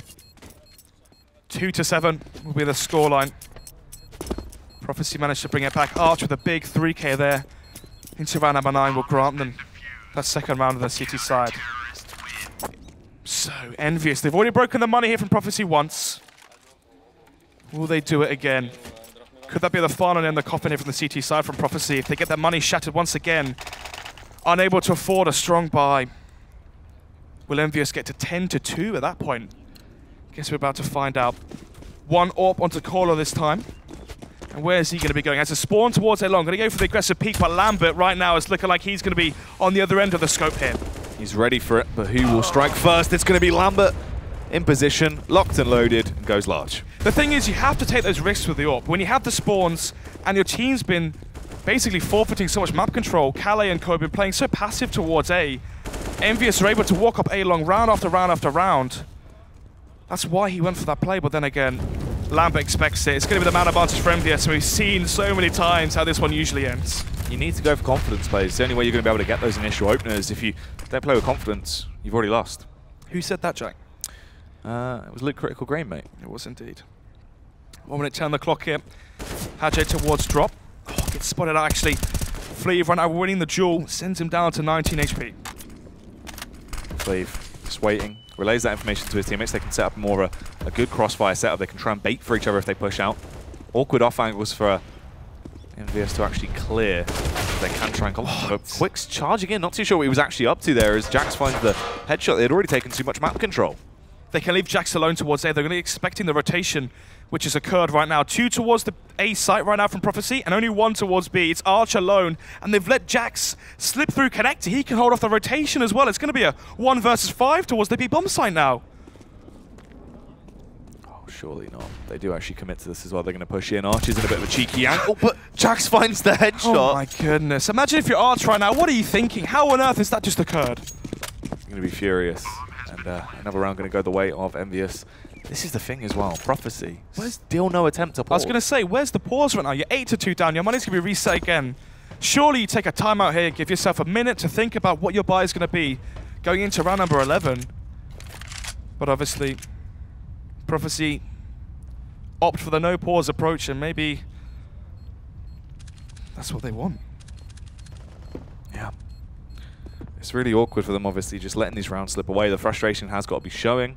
It seems like Kolor is actually the only one that's actively talking as well when they get into these situations. He's the only one trying to throw a potential idea into the mix, give them something to play with. So, it's going to be the 6th round advantage. Pedestal should go down. Oh my god! What on earth was that? He would have had no accuracy there at all, going up the ladder. Literally just bounds off and finds the frag. I wonder what that looked like from Calais Pov there. Look at that. Jack's able to slip in through connector. If you're Arch, you must be so frustrated because there's no communication there. 8-2 now into round number 11. It's going to be the weak bar here from Prophecy. They're forcing all the stops here. Scout onto Collar. M4 onto Fleeve. CZ there to Quicks. Famas for Calais and Arch going to be wielding the SMG, but one kid right now for the CT side. So could that be the shining factor? Extremely light utility. A smoke onto Quicks and a flashbang to Fleeve is the only real strong utility they have. If Envyus slow this round down, bleed out all of that CT utility, then this could easily go 9-2. They break the money 10-2, and already Envyus gone into double digits, potentially. Look at this as well. This smoke, normally, you don't dare push through it. It's very effective at burning so much time off the clock. Jax, teaming with confidence, radiating it as he peeks out, gets the attack off, and gets away as well. They had 2 players there. No even potential for him to find that frag. Fleeve as well going to be rotating towards window, expects the push to come in. The split towards A. He's holding off towards window, but actually, Envyus are just waiting for Prophecy to show their hand. 1 minute left on the clock. The bomb still towards T-spawn. Outside drop. There you have it though. VKL and Lambert both find kills, and Jax as well. It's a whitewash here from Team Envyus. A triple threat comes out, and then Haj as well adds one to the mix. He takes down Callie. It's all left on Fleeve, hiding away, trapped towards the B-bomb site. A damp, dark corner.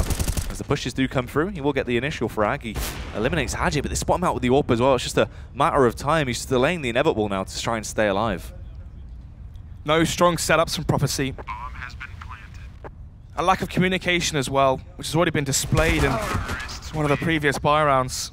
Cracks and crevices are definitely shining or showing right now. But let's see. Is there light at the end of the tunnel here for Prophecy? Can they maybe change things up here towards the latter portion of this CT half? Can they try and finish it 9-6, 10-5, win that second pistol on the T side, make it 10-8, and try and claw it back that way? We've seen Envyus win every single pistol, 3 out of 3 so far. But anyway, as I said before, if Envyus were to win that buy round a couple ago, they'd make it 10-2, and here you have it. A full eco coming out from Prophecy on the CT side. It's looking likely this goes to double digits already for Envyus. Look who's up to his old tricks once more. Haj on the MAC-10, he can just toy with them. Run in, doesn't matter if he dies first because he can risk it all and try and find these frags. He still stays alive as well for a little bit longer than he should there and actually gets that kill. Now they push in together, peeking, forcing out the faces and trying to find those frags. They're actually struggling a bit into this round though as they are slipping away and going down. Lambert could get overwhelmed from the close range angle. Catley with the recovered MAC-10 does get that frag. Petty scale on Jax, dynamic duo. Need to really get a grasp on the situation quickly. This is one of the closest rounds we've seen from Prophecy, but eventually they had the man advantage, but obviously having no Kevlar, only picking up whatever Envyus leave on the ground.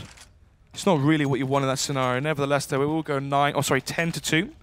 8 round deficit now for Prophecy. What are they going to bring to the party? No AWPs. So, with the rifle setup, how is that going to change it? I'd like to see a long setup right now from Prophecy. Obviously, we've seen the default from Envyus being 3 towards A long, 1 towards outside drop, and 1 towards B.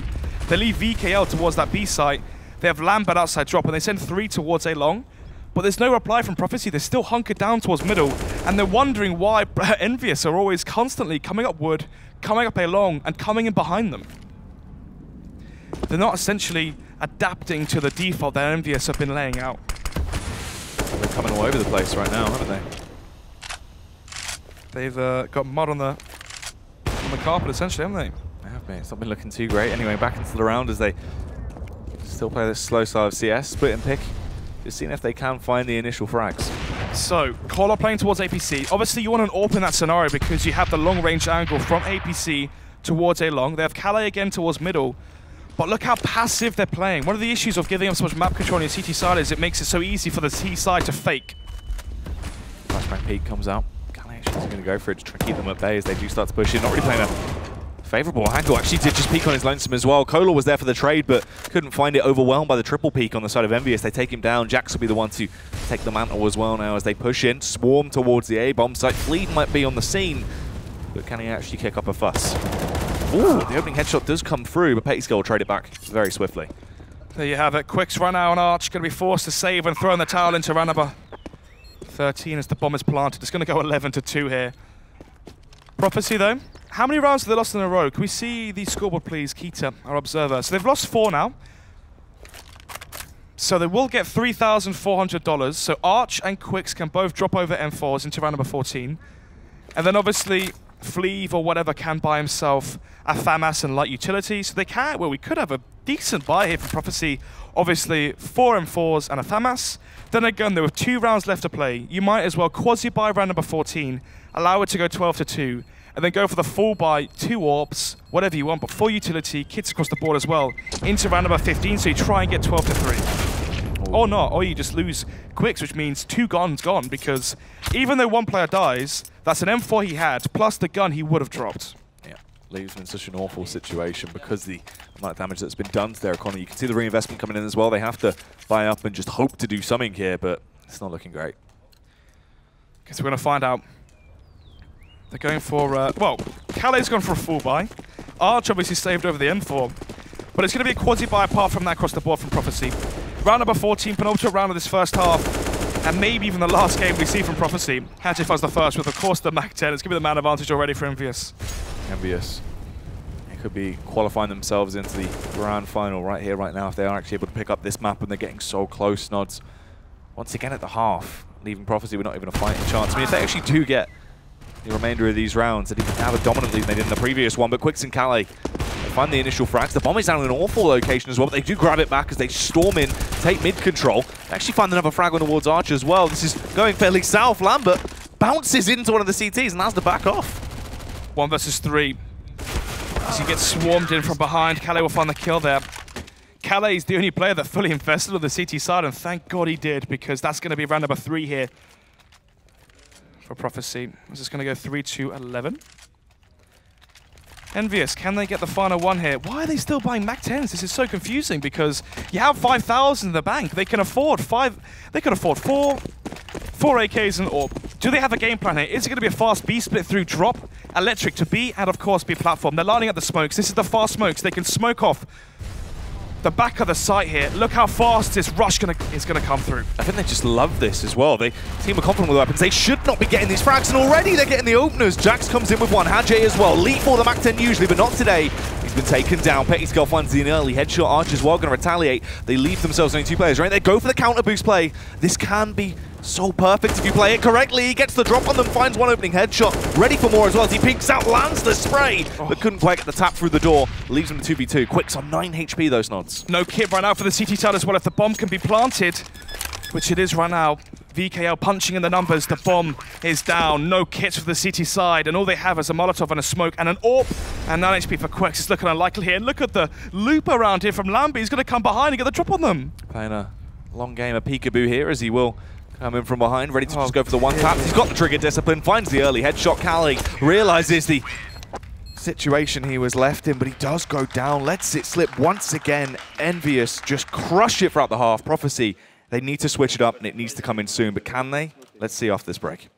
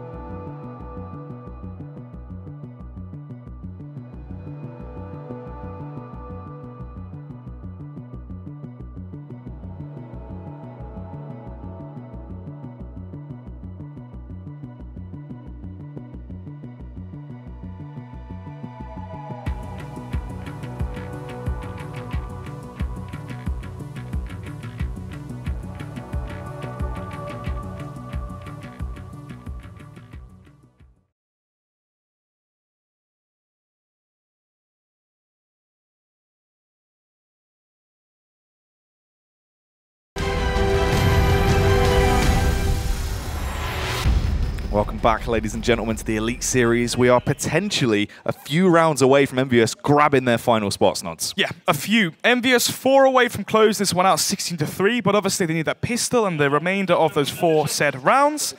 Then again, though, so far Envyus 3 out of 3 in terms of the pistols. Can they make a 4 out of 4? You can see Lambert there grinning away. He knows exactly the odds and the chances, if you are a betting man, on the fact that Envyus are looking like they're going to be booking their, or stamping their ticket to the finals. Hydrated Haji there as well, ready for the games. Just like me, mate. Bottle of water per map. You've got to keep yourself hydrated and ready. As we are jumping straight back in the second pistol, Envyus, they've been so precise and so progressive in all their pistols. Are they going to be able to pick this one up? So Pedescal going to be buying the kit, but no smoke. It's going to be double flashbang. Does that mean they're going to go for plat control? Usually when you buy flashbangs on that pistol, you flash B-plat, you flash it again, and you get control of it. But actually, could this be a good read here from Quick, sending the players through middle? They're not going to be able to counter this, you'd imagine, actually, with the setup they've gone for. As they reposition back around and do cut off the rotate. If they do loop back through, Haji could get all this information. Though Haji does actually swing out, finds the bomb. That is the worst case scenario. If there's one person you want alone to fend off versus multiple players, it's Haji, of course. Lambert as well with the USP. Well, eventually goes down, but gets one. Same can be said for Haji as well. It's going to go to a 3 versus 3. Pedescal has the kit, the bomb, back towards mid-door. Jax, crucial is to find this kill.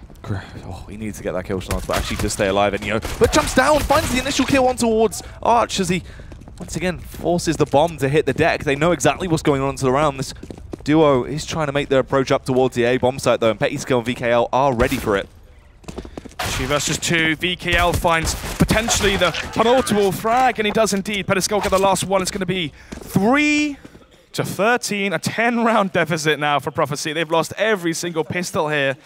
The skill on these two lineups is fairly equal, actually. You look at Color, you're looking at Fleeve, and of course Quicks, and then you see the difference in the tactical approach, the slow, steady, methodical, grinding out the rounds that Lambert instilled onto his team, and right now the pure strats and the tactical depth they have is definitely shining through. There's actually a chance they could be overconfident in this as well. You go for the 5 SMG setup. Sure, sometimes we see the UMP buyers coming in sparingly to actually build up that economy, but 5 SMGs into this. 3 of them being MP9s as well, Snods. Going up against the buyer on Prophecy, there's a chance.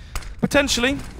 Let's see what happens though towards drop. Pedescal spots out one, but doesn't see the bomb just yet towards their long Haji with the submachine gun. Of course, finds one. It's going to be the one-man advantage right now. Envyus having the lead again. He could do so much more as well. They're paranoid that he actually might have pushed out, depending on if he faked the def cam. I'm not too sure. He actually is holding a bit of an off angle as well, so they struggle. Haji, a second long-range frag. Lambert picks up one with the MP7. Disregard whatever I said about these SMGs. Apparently, Envyus just reigns supreme whatever scenario.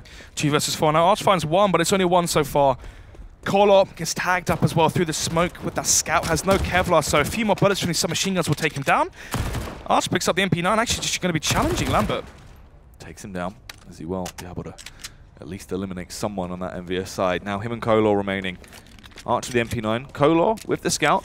He's very effective with his scoped weapons, loves to take the aggressive peeks. We'll try and bring the fight towards them. If he can get a couple of body shots off here and there, even if he tags VKL, VKL could actually go down. Pettiskull's low now as well. This is shaping up to be a manageable round. Then again, they call on to 43 HP. Arch on 28 as well. He has to get this kill. And there you go. The bomb is dropped towards A long. 30 seconds left. Kolor will retrieve it, but there you have it. 14-3. 2 now is all that Envyus need to qualify for the Grand Finals of the Season 1 Elite Series Championship. Yeah, that'll be them coming through, obviously. It's that #1 seed, just dominating it in the group stage and being able to close it out 2-0 in their semi-final. It's on the line right now. UMP there for Arch. 2 CZs onto Fleeve. And of course, Kolor. Tech 9s as well onto Quicks and Kala. Light utility run out for the T side as they are lacking firepower, they're lacking grenades. But then again, Envyus still only have those submachine guns. No rifles. So maybe there's a glimmer of hope for Prophecy to make this 14-4. Yeah, getting very close here. Playing around the smoke. So Flashbang go over, try and use that confidence to steamroll in. They go 1 for 1 as they trade it back, but they had no Molotovs, no real utility to actually burn out towards Tree here. They could have invested into that to force someone off of the position. It can be so useful into this late round. Jack should surely be able to rack up the frags here as they push in, but Fleeve will clear it. Haji trades it back though. It's a 2v2, the SMG in close range. Haji bouncing around like a lunatic right now as he's trying to find these frags. He's charging in. You can see the panic on his eyes right now, and eventually will actually be treaded out by Kolor. A bit of a mismatch of a round. Prophecy winning the force by there, but unfortunately for them, they still have a 10-round deficit. And it was close as well. Hadje, the master with the SMGs. If he only had 1 or 2 more bullets, that could have been winnable. Nevertheless, though, it's looking winnable for Envyus overall. 2 needed for Envyus to grant the 2-0. Prophecy need 12 more. It's not looking likely as we're going to round number 19. The buy for Envyus is going to be the quasi one. Close range, though. Kolo will get calmer with the submachine gun as Hadje goes down. And there you have it, the man advantage finally here for Prophecy. Good spot to be in now as they have got a lot of map control. The rotate has come through, but it's a little bit delayed. Eventually it will arrive on the scene. It's a P250 coming out for Petty Skelly. Tries to pop the head of Flea, but Flea will take him down. Jax and VKL, though, are starting to do some groundwork here as they take over, but it's short-lived. Quicks comes in with a very fast double kill, leaving it all on Lambert in a 1v3. Collar is low, so you might be able to find the kill there. Quicks as well, into 57 HP. If you can land the headshots, there's a chance, but then again, having no kill as well, it's not looking too likely. Oh, they actually don't clear the angle, though. They push towards him. Oh, there was potential after he got that initial frag, but the trade comes back through. Lambert, a little bit annoyed about that one, but they want to try and talk it out. They still have such a huge lead, Snods. That's the impactful thing. How annoyed can you really be when you're 14-5 up? Map advantage as well. We saw how happy Lambert and the Envyus side were when the sides were flipped after the first half. Nevertheless, though, this one's going to be the second. It's going to be round number 20. Or finally for Kola. Quick's going to be carrying forward the SMG into this one as well. 3 AKs to finish off the rest of that T-buy. Kevlar to 4 players from Envyus and upgraded pistols across the board. 3 CZs, the Deagle there for VKL, and the P250 onto Pedescal. They're going to be stacking 4 towards B, and already it's a good call because look at where Prophecy are grouping up to eventually commit to. It's that B-bomb site. They are getting ready. Go for the smokes over. Divide that entire site into block off all the lines of sight, force the CTs to bend, but Jax can actually stay in his prime time position. Luckily, they clear it. They were wise to the tricks he was trying to pull out. No shenanigans coming to fruition today as they have secured the B-bomb site, though, but can they get these initial frags? Hadje attempting to respond as it's just left on him. Gets 1 kill with the CZ. A 1v3 scenario. He has to push with the smoke snods. There is no easy way about this round. Arch should be ready for it. He will find the kill. 40-6 now. Thankfully for Prophecy, it's no longer a double-digit deficit. Before they were 10, 11, 12 rounds behind, but I guess it's only 9 now. Round number 21, Envyus went for the double eco. The reason being is they wanted the AWP onto Lambert, and there it is. 4 M4s to finish off the rest of the buy. Pedescal going to be having the 1 kit on that CT side, so maybe if Pedescal can die alone without that kit being retrieved from the CT side, there's a chance here. Some room for Prophecy to make it 7. Then again, though, Lambert gets aggressive. Oh, the early kill was come through. Kolor, this is what we want from him as well. He needs to be going for these precise opening peaks. He needs to be charging in, showing everything he's got, and giving him a bit of how's your father. 1 minute 30 on the clock. Bomb. Going back towards A. Arch leading the charge towards A long. They're going to be leaving Hadje alone towards the A-bomb site as he falls back as well. The fast rotation from Envyus will be Pedescal towards drop or VKL towards sandwich. Let's see, though. It's all out to Hadje. Can he fend off and hold back the aggression from Prophecy towards middle? Hadje waiting in the close angle, not really playing anti-flash, but they just push out. Actually, Clicks does find the frag as well. Snods, they're allowed to find these kills without any trade potential. No real setup toward that site. Callie's going to be the late round rotate. Pettiscale is aware of this, but they're going to push in, try and pincer him out, and then reposition back round. If they lose another player, though, it might be worth just committing to the save at this point. Yeah, I reckon they will, actually. 3 versus 5, you're taking that A site back. The retake towards A is notoriously so difficult. So it will be the 5 versus 3 and the save onto those 3 members from Envyus. They're saving the 2 M4s, the kits, Kevlar, and of course the AWP from Lambert that was retrieved by Jax, by Calais. Can he try and take one of his weapons out of their hands? No, essentially. Yeah, that's going to be the answer as he goes down to VKL. Their VKL just shuffling back, paranoid that they might be closer than they potentially are. Is going to be able to double dip and retrieve that AK-47. Bomb. Going to be going off here. They know exactly where the players here from Envyus are. They're trying to take them down, and they do. 2 of them are gone. So maybe Envyus might go for a save here. If they had the 3 rifle save, they could have dropped over 2 weapons and had a full buy into this one. But actually, the fact that they denied the save from Envyus, it means this could be an extra quasi-buy and potentially an extra round for Prophecy. Losing those weapons towards the end there is just insane to how important that is. Great play from Prophecy towards the end, playing with confidence. And Calais is going for a bit of a Hadje play. But where was the communication? Where was the team cohesion? Where was the team play from Prophecy on the last map and the first half of this one? Here we have it, the aggression towards B. Pushing their way in. Jackson, the close angle, is only going to amount to 1 frag. All of his team as well just blown out of the server in a matter of seconds. It's Lambert and Hadje remaining. They're both wielding these slightly upgraded pistols, but surely they shouldn't get too much. If they get a couple more kills in these SMGs as well, that's going to be nice for Prophecy. Keep themselves moving on. In a happy fashion. Kale actually going to peek round as well, try to get the drop on Lambert here and deny him saving that M4. It's worth it. Flashbang comes out. He will be aware of what's occurring now, and he's just trying to back shuffle a little bit, play close towards the door, and see if he can stay alive. So, Lambert, he really wants to whip it into the next round. He finds the first kill onto Fleeve. But there you have it. Wicks jumps out of balcony. Hadje might be able to find an AK here, action to Kale and save it into the next one, but it's looking unlikely because Kolor's right beside him. Never count Hadje out though. Normally very effective in these scenarios. Loves to bring the passion to the table, gets the headshot. He's so low as well because the bomb blast. He takes them both down. There you have it. So Hadje, obviously a fiend with a back 10, but obviously that headshot accuracy carries forward onto the pistols. 14 to, I believe it's 14 to 9 or 14 to 8, one of the two. About to find out as soon as we go back into game. So 14 to 8 will be the scoreline now into round number 23. AWP for Lambert, 4 M4s as well. Can this be the buy round that finally gets Envyus onto a match point once again? It was a 16-7 score on a Mirage. Going to be a 16-8 though onto Cobblestone. Lambert is ready, just playing the contact angle with the AWP here. The first phase comes through as well. Hadje connecting the headshot, still hyped up after the previous double dink he got into the last round. Lambert gets that face from Fleeve, and there's no response. The first time Envyus have sent 2 towards the A site. They catch him off guard, but talking about 2 players, Arch finds 2.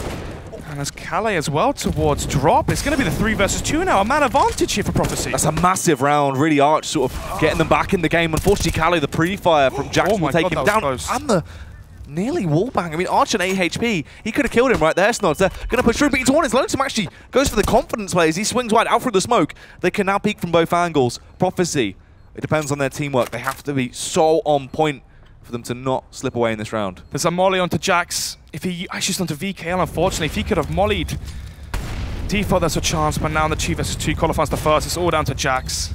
He knows Kolor's position though. Kolor shot with the AWP, but they eventually get it. They will take them down. You can see the relief on Kolor there. They know how close these rounds are. Barely stopping Envyus from getting match points to this one. When Envyus going to kick it into gear here and start playing some better Counter-Strike in between these rounds. Obviously, phenomenal play so far. But once the same happened on Mirage, it was like 14-3, and then suddenly we saw Lambert get aggressive by his Lonesome. Playing crazy, well, going for crazy plays because Envyus, they can feel the finals. They're so close to it. They're trying to force the issue. Just play the Counter-Strike you've been playing so far, and you're going to close it out. Nevertheless, there will be the 5-round deficit. Let's see what they can do, though. It's going to be the quasi-buy run out from Envyus. We saw what happened on the last map on Mirage. They actually won the pistol buy with the Kevlar back in those pistols. Can they do it again?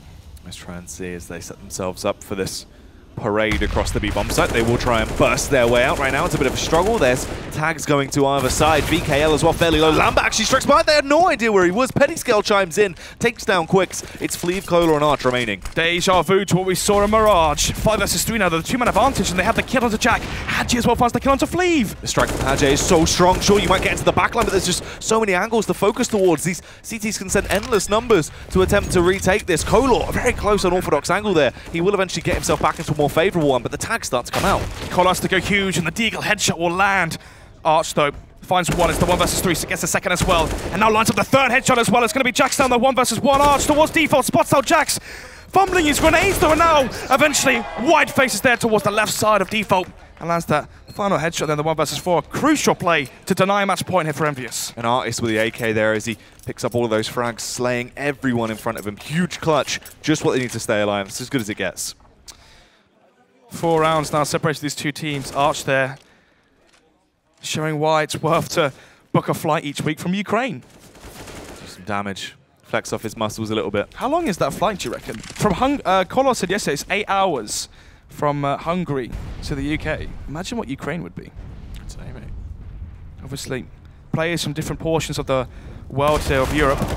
The international lineup so far not looking too good, but eventually Fleeve does equalises the 4 versus 4. Can do a bit of damage, this all French super team working their way through right now as they're all ready for the push to come up. Lambert in position, waiting to strike as they have slowly made their dent towards the A-bombs. That Lambert actually comes out huge as well as he eliminates Fleeve. Just 3 players remaining. They have the backstab on Lambert, but the team flash is set up to support him. They will slow down Cali, and in the meantime, Quicks falls. This is looking awkward. Lambert tries to get the kill, but he's panicked. The close range combat actually goes in favor of Prophecy. They get those 2 frags. They now start to charge in. Kolor, though, whiffs to the P250, can't find the frag. Cali needs to clutch this one out. It has to be a free K from him to win the round.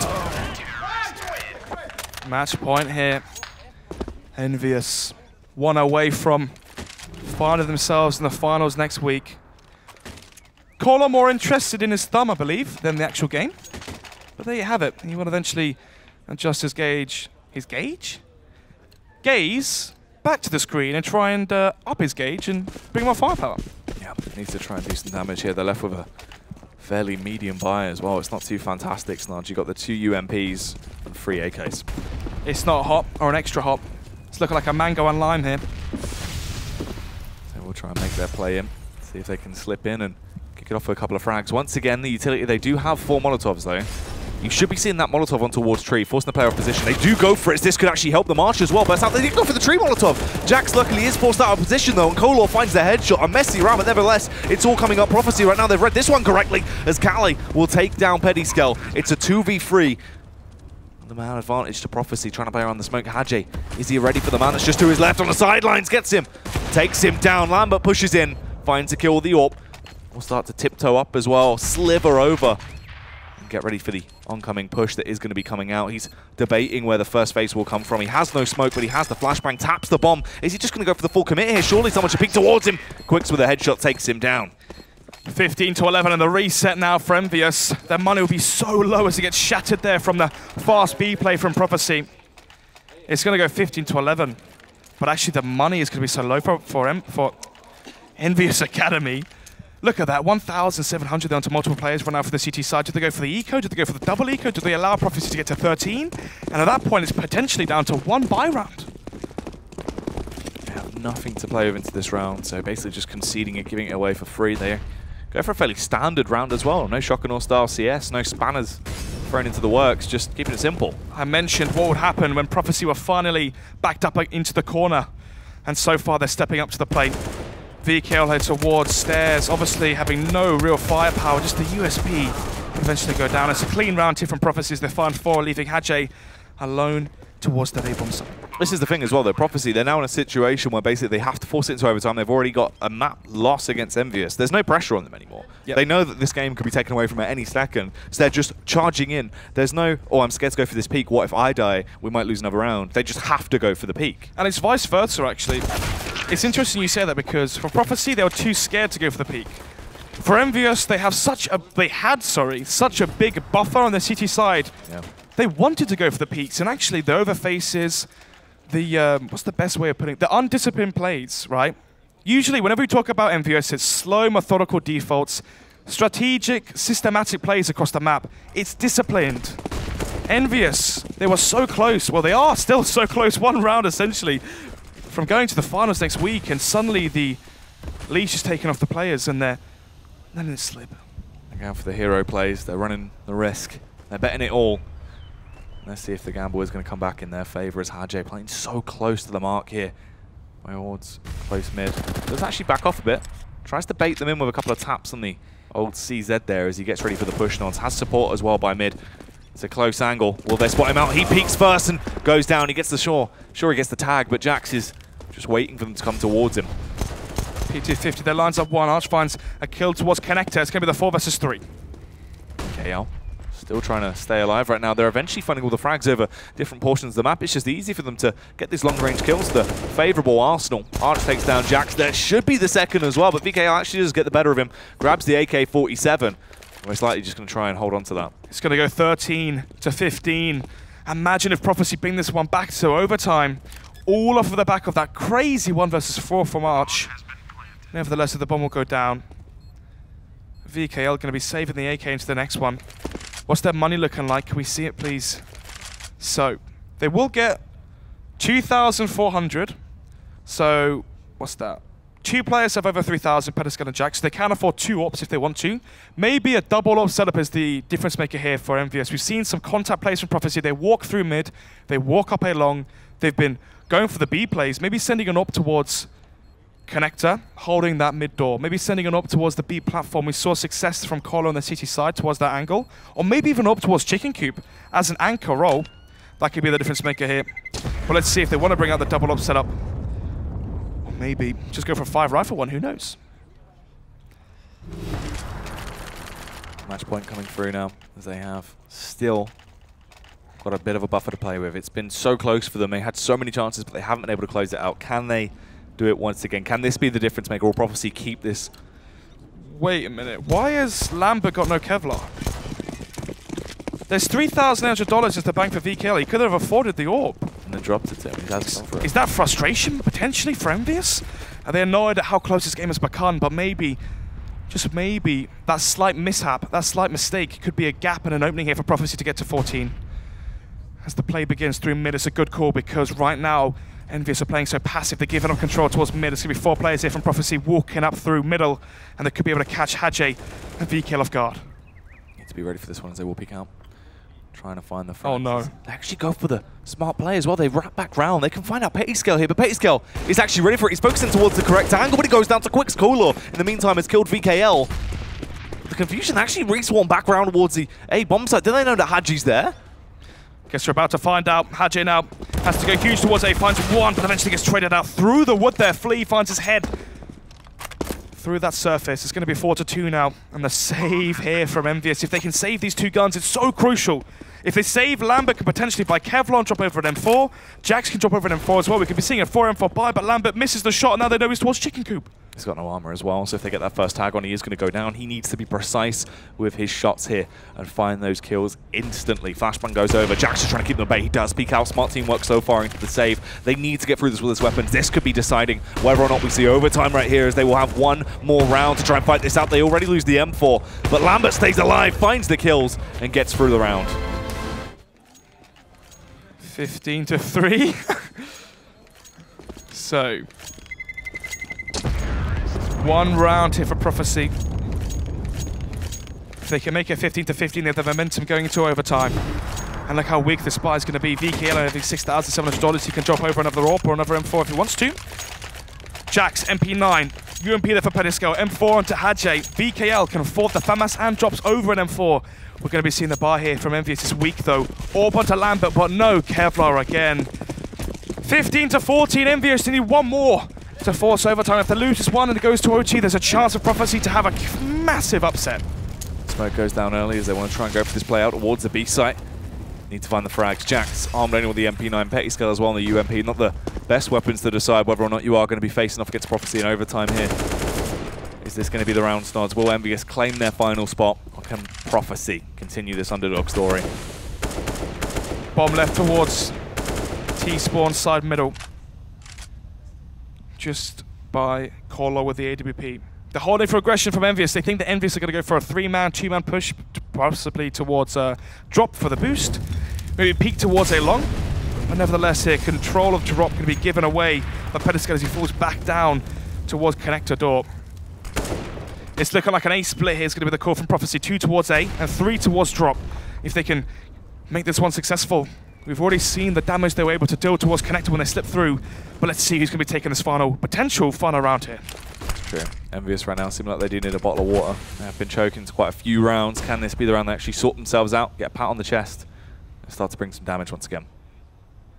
Calais peeking towards Sandwich. Lambert the AWP towards Chicken Coop. Actually be given control of Electric, and now they're already out. And here comes the split through B. They peek out. They struggle to find the first strikes, but they eventually do grab them. Cleveland, Calais take them down. Quicks as well. Kills Petiscal. Looks like overtime is going to be on the cards right now as VK and Hadji, the only 2 remaining members. They might get the first frag to take down Quicks, but surely this retake is going to be impossible for them. It's unlikely they win this one. They are trying to find the frags here and there, peeking out, taking the fights, but nothing's favorable for them. The angles are all being covered. There's so many complementary peaks that can go out for the side of Prophecy. The headshot comes in from Archer as well. Hadje should go down, which she will. Archer with a double kill, a fitting way to end it and force it into overtime as both teams get 15-15. 14-3 was the scoreline heading into that CT side. From grinning at the first half scoreline, you can see there He's shaking his head. Right now they're discussing. I guess they're discussing whether they'll go into overtime. I'm not quite sure. Anyway, though, obviously, if you're Prophecy, you're happy with the result. Even if you lose this series, you put up a good show. It's true. They're looking good. This is a whole lot better. The closest game, obviously, they've actually had right now as they force it into overtime. There's always a lot of potential they can actually work their way through. And we've seen Envyus before. Is this where they get into the overtime scenario? They're frustrated because of it and they actually let it slip. They can't close it out. I don't know, really. Obviously, Envyus, when they want to play good Counter-Strike, they can play good. They can play good Counter-Strike. They always have something to fall back on, off of the back of the tactics they have. But I guess we're going to find out shortly after this break.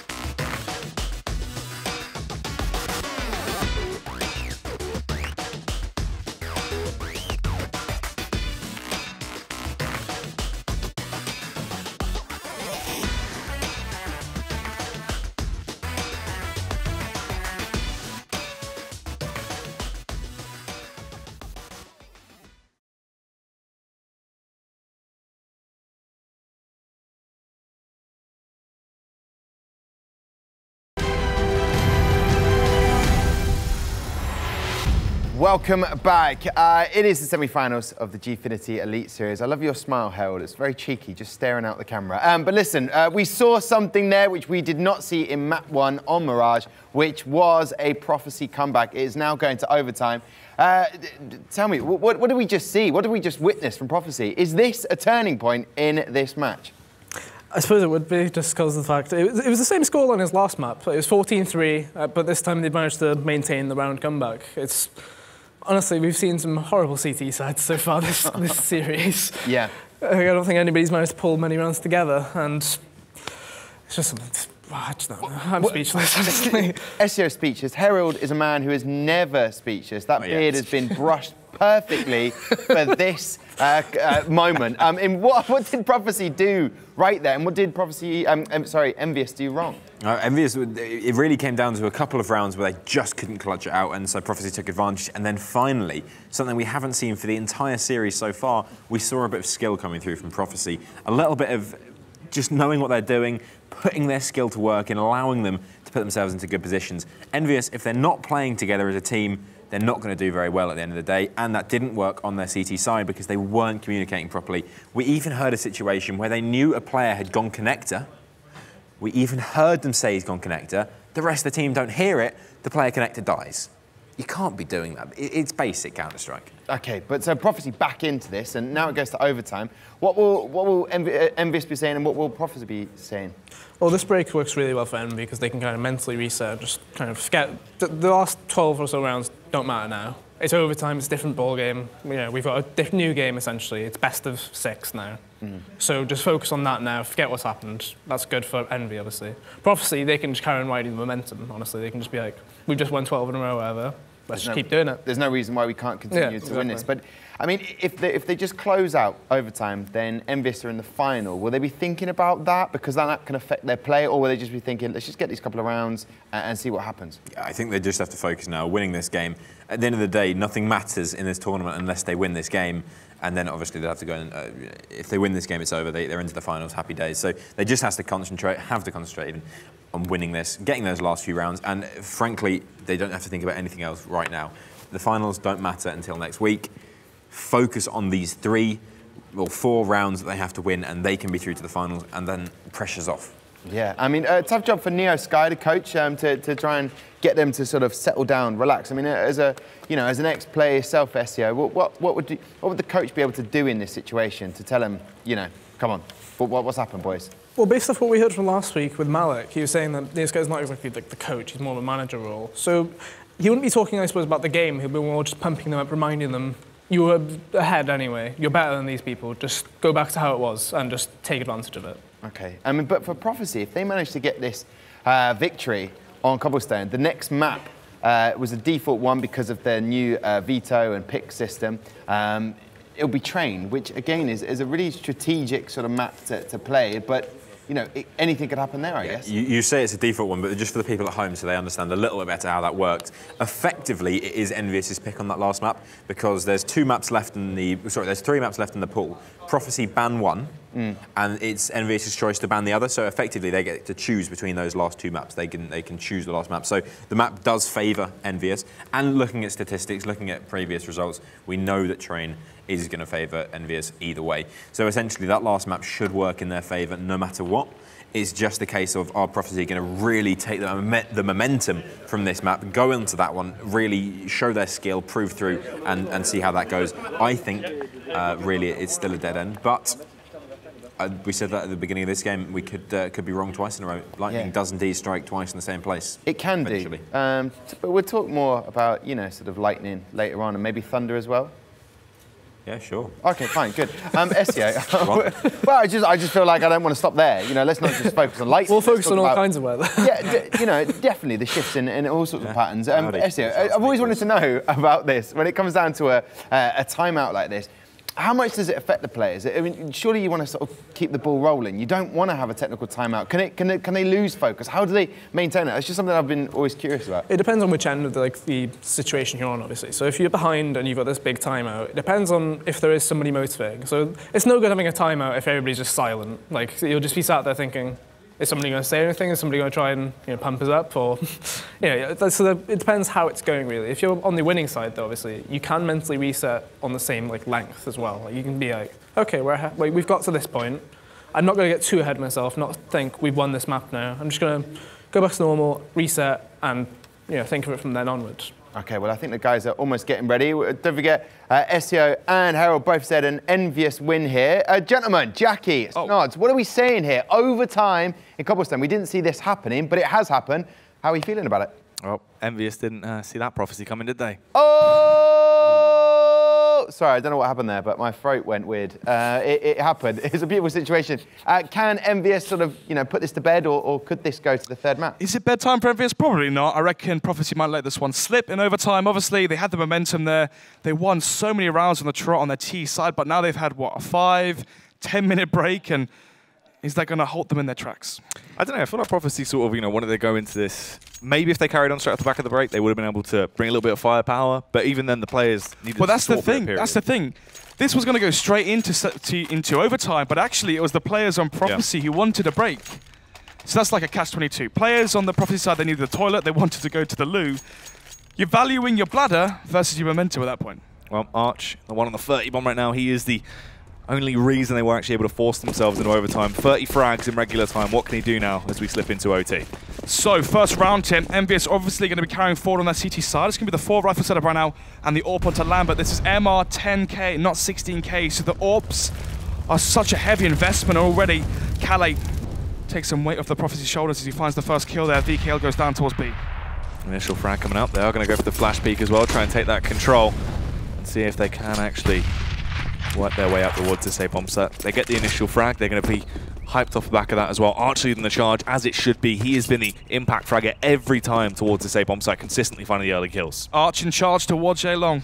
Let's see what he can do. 1 minute 10 on the clock, bomb there as well. They're going to be leaving Calais to try to sell a fake towards that B bomb site. Lamb with AWP might go for a peek, but already flashes right in over the heads of players towards A. But actually, it's all a ruse, it's all a fake, as they're going to be going back round towards B. But look at Lambert's oh my goodness, look at Calais' aim instead. And it's going to be the 5 vs 2. All down to Jax now to pull through and shine and deliver.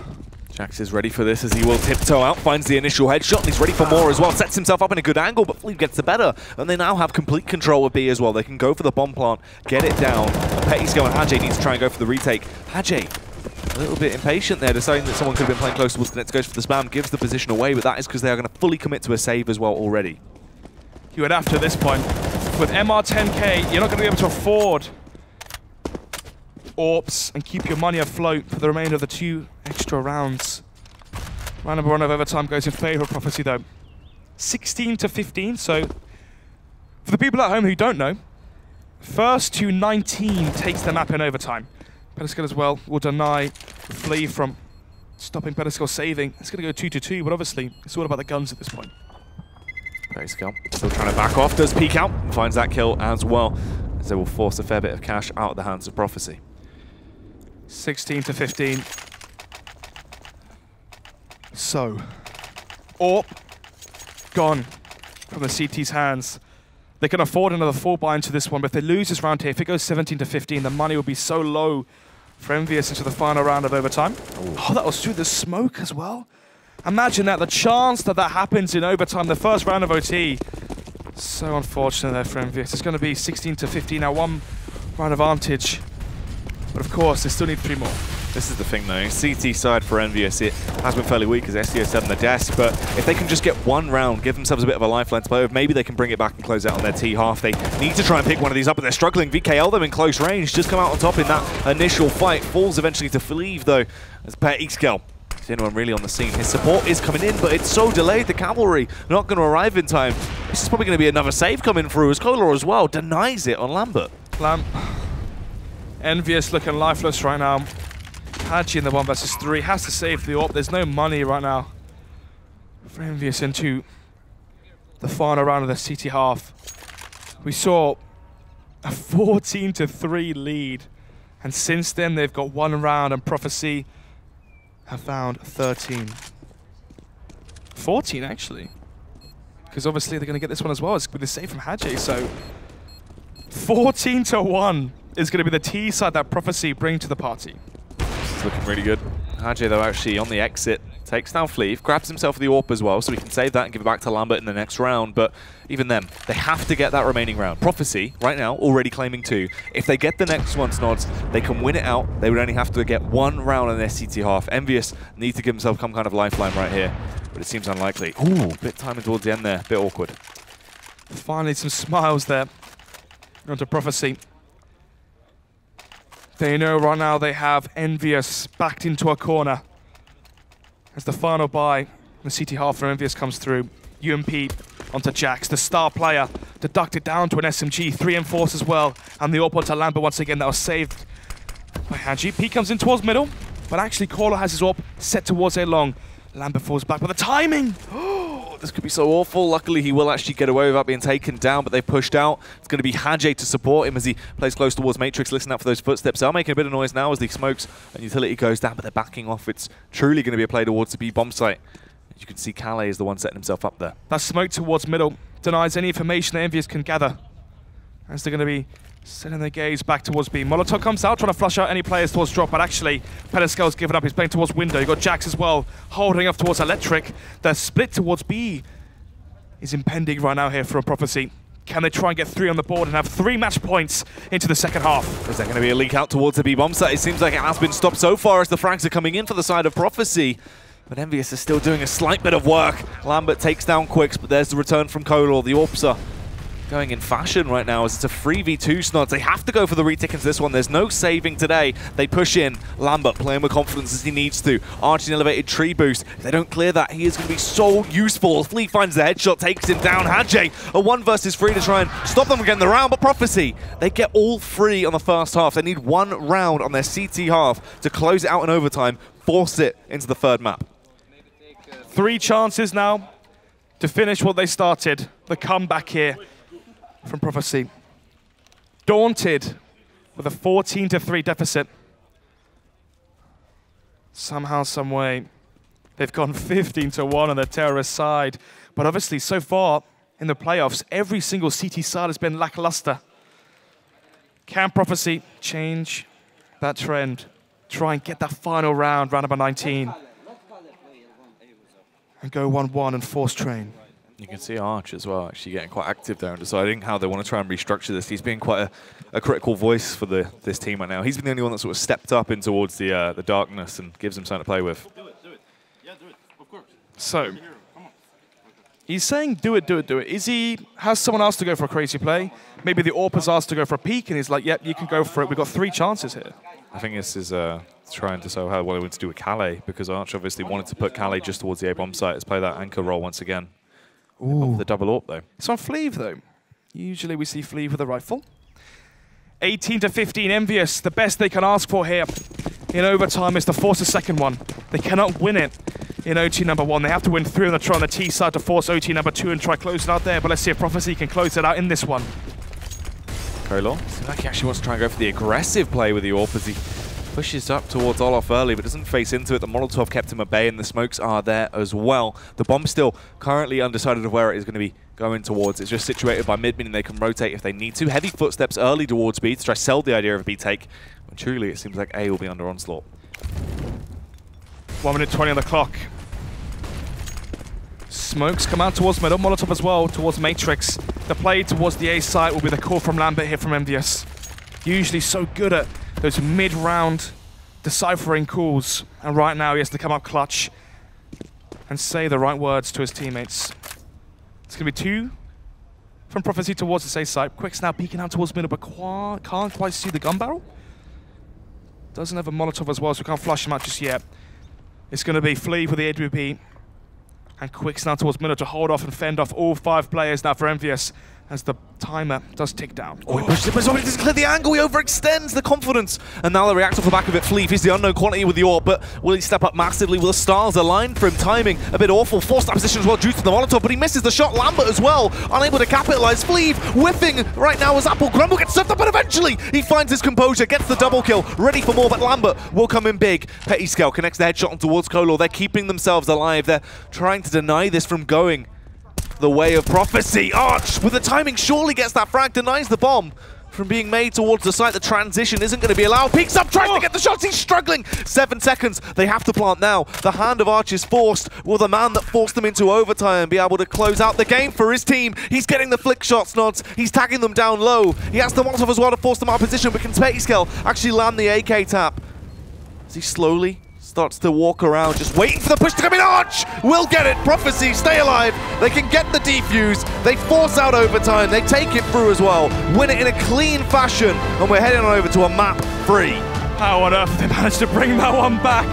14-3 was the scoreline on that second half. Envyus win 4 out of 4 pistols, but somehow, somewhere the T side from Prophecy prevails. They bring it back to 15-15, and in overtime they win all 4 rounds. I believe that must have been what?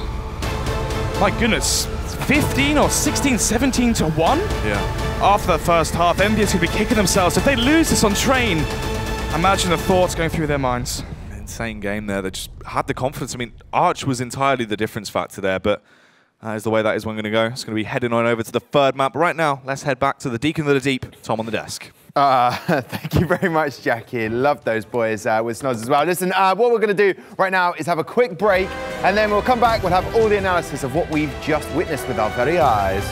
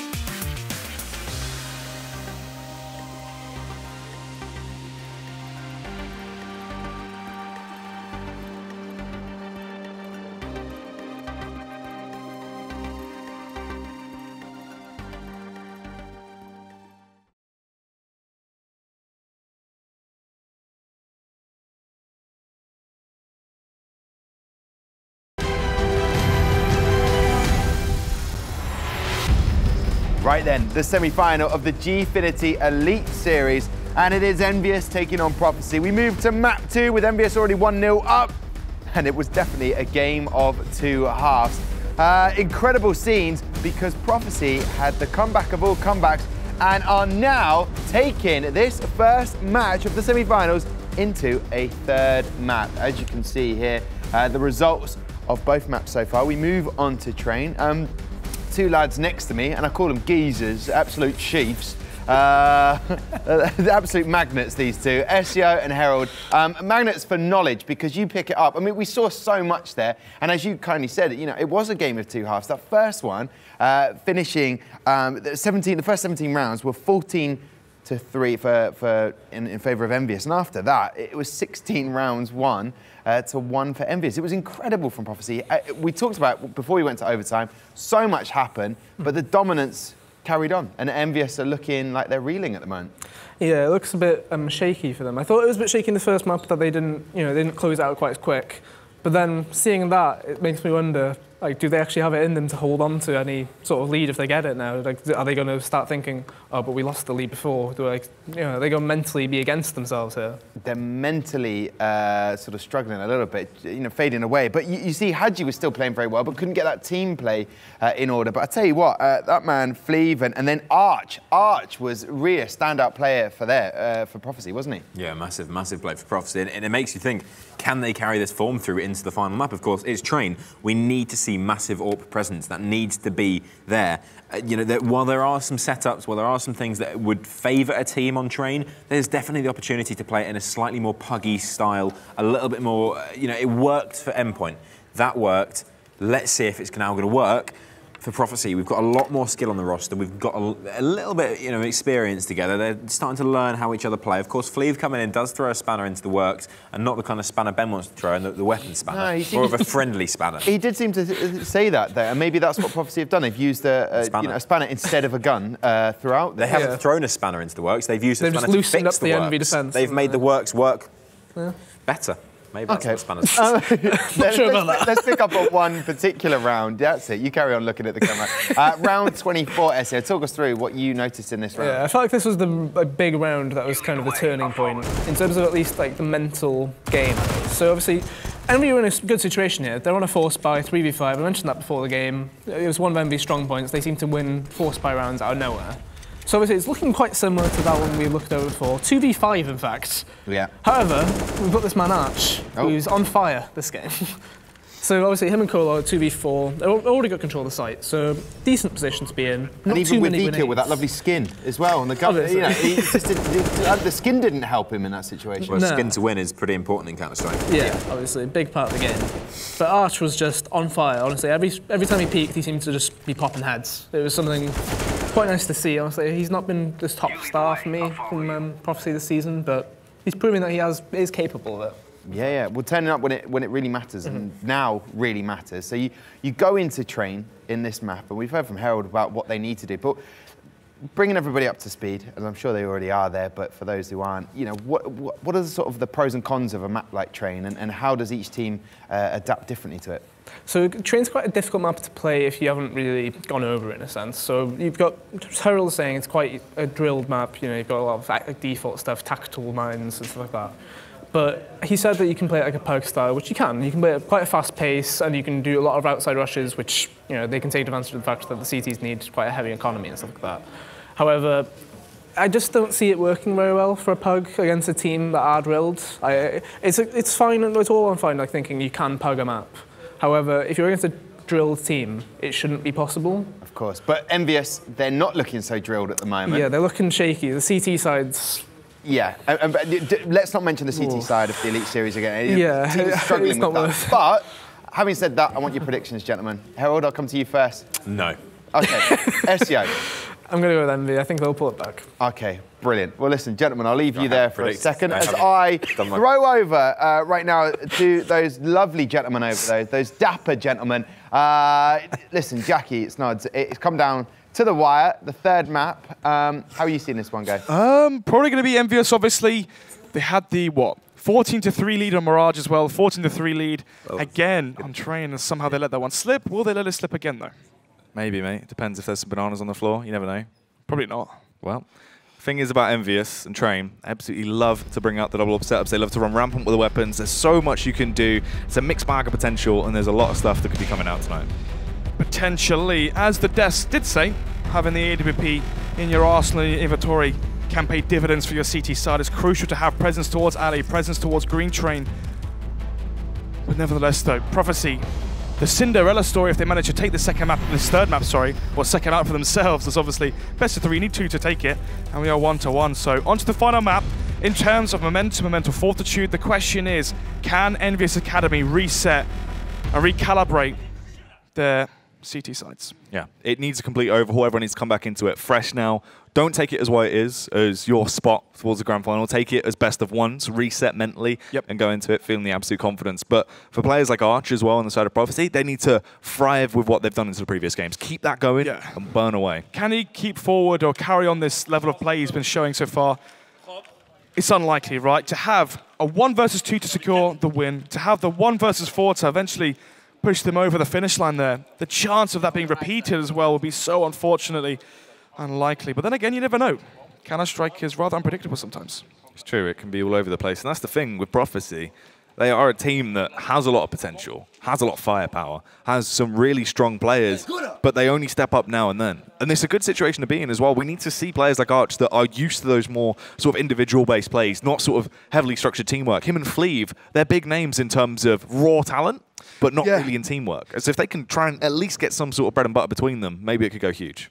We see a lot of kills from those 2 players. Fleeve, in Pugs, FPLC and whatnot, is known for his killing ability. But then again, we are going to be going live here. 3rd map. Obviously the final one here of the first series of the playoffs.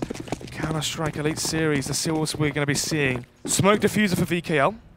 And Prophecy starting on the T side. Envyus shouting after winning the seat. They're winning the 9th round and starting on the CT side. They know exactly how crucial it is to get off to a good start. But can they let it slip once again? Get themselves ready. You have the smoke and the flashbang here on Calais as he will smoke down and then flash over and try and go for this play. Out towards Ivy as well. Calais slowly attempting to tiptoe in, but not really finding too much yet. He is keeping them distracted though. Calais actually finds the frag by Ivy, but can eventually get shredded out. Meanwhile, towards B, they have been swarmed and overwhelmed. Prophecy have slipped in. They can now get the bomb down. Quicks left on 24 HP as the tags start to come out. Everyone's so low right now. Fleeve now close towards back lines. Eventually goes down. Arch gets a reply kill. It's going to be the 1 versus 2. Low HP there onto Quicks. And of course, Peniscal 2 HP. Oh my goodness, yes, the kit smoke picked up from VKL. The spectacular Swede himself. What can he actually do? Peeks out, finds the headshot. Quicks takes them down. Prophecy get the opening round and they are screaming.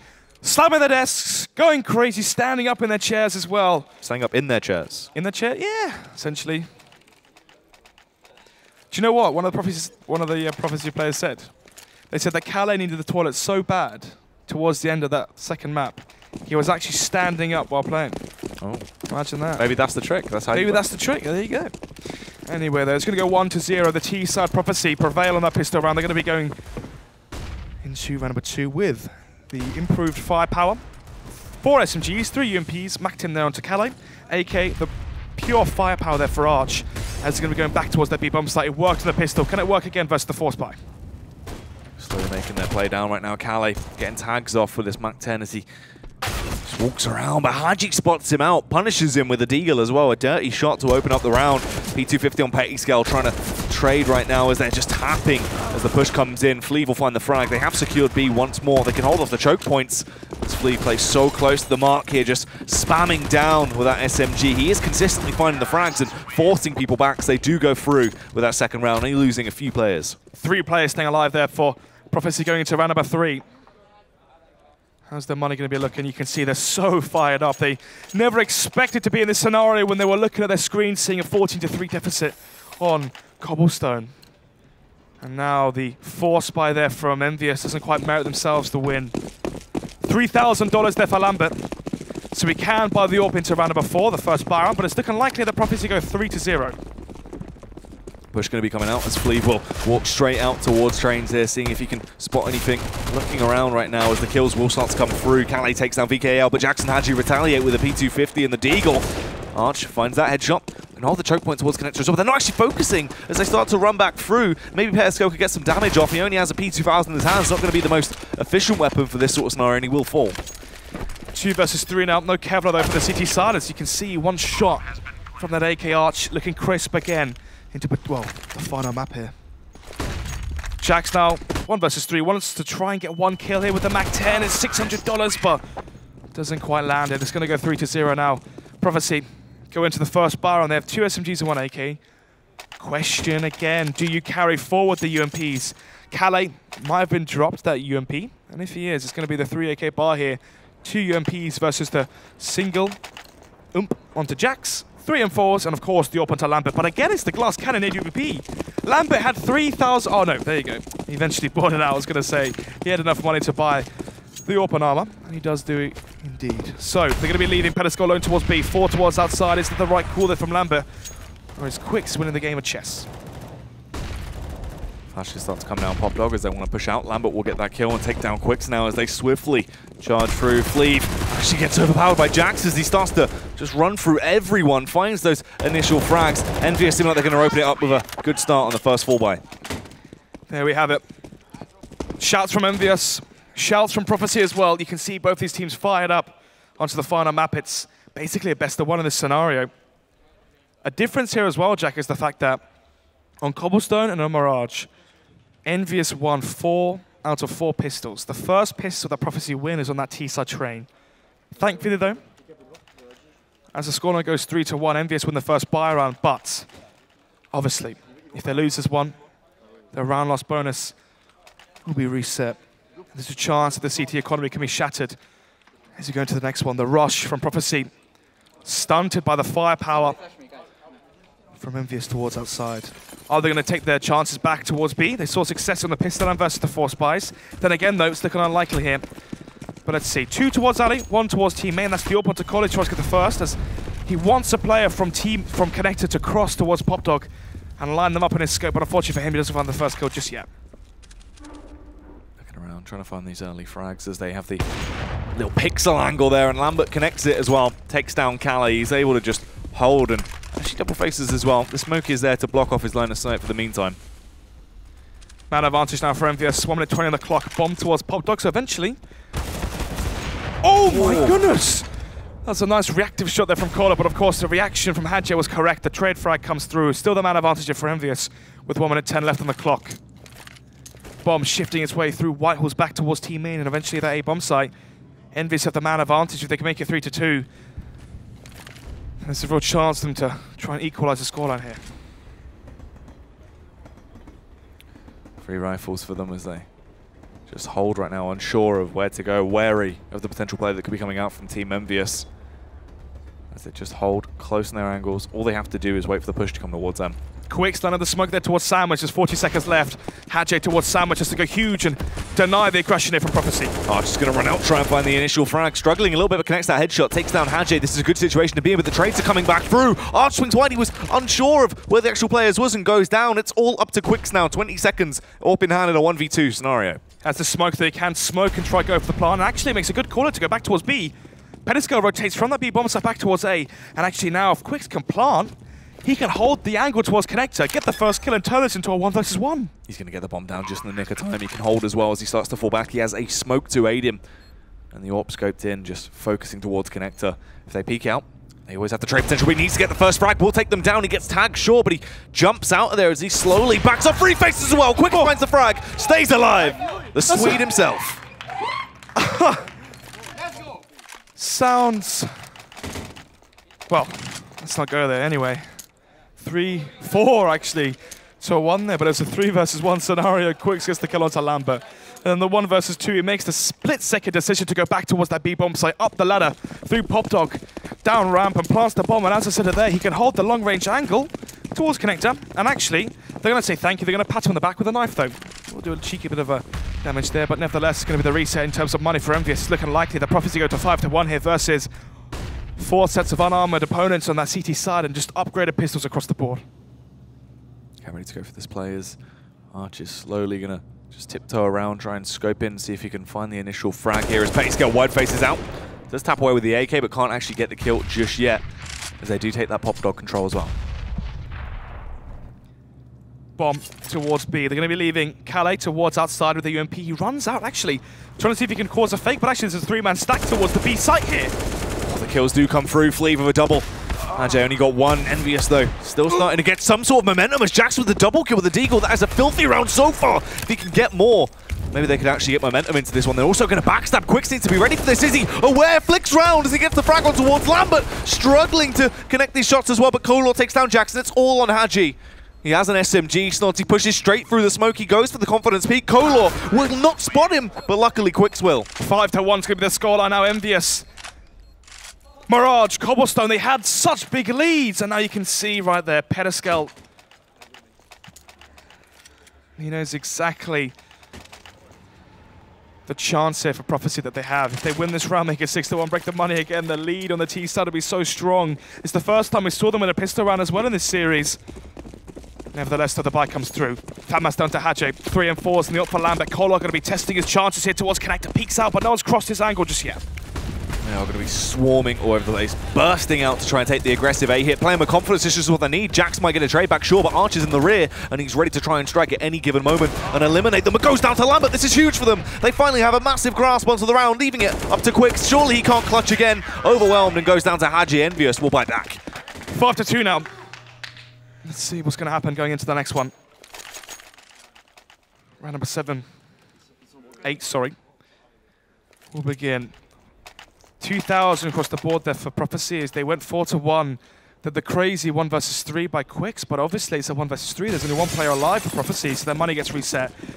Prophecy going to be taking their chances. They're going to double down here, put everything on black essentially as they go for the full force buy. What's the call going to be here? Lambert, so crucial, gets the big 2K in the last one. Can he do it again? And try and force an eco to Prophecy, and slowly but surely find themselves coming back into this one. Lambert ready for the push to come out towards Ivy as he just sets himself up in position. The smoke goes in. They try jump face. He actually does miss the shot. So they've got a little bit more control now as they slowly slip in. Now they can smoke off the op from Lambert. Still trying to do damage though. The boost could come through, but actually Jax lines up 2 players there towards Pop that the bomb is down. Envyus have control of the bomb. It's down to just 3 players here.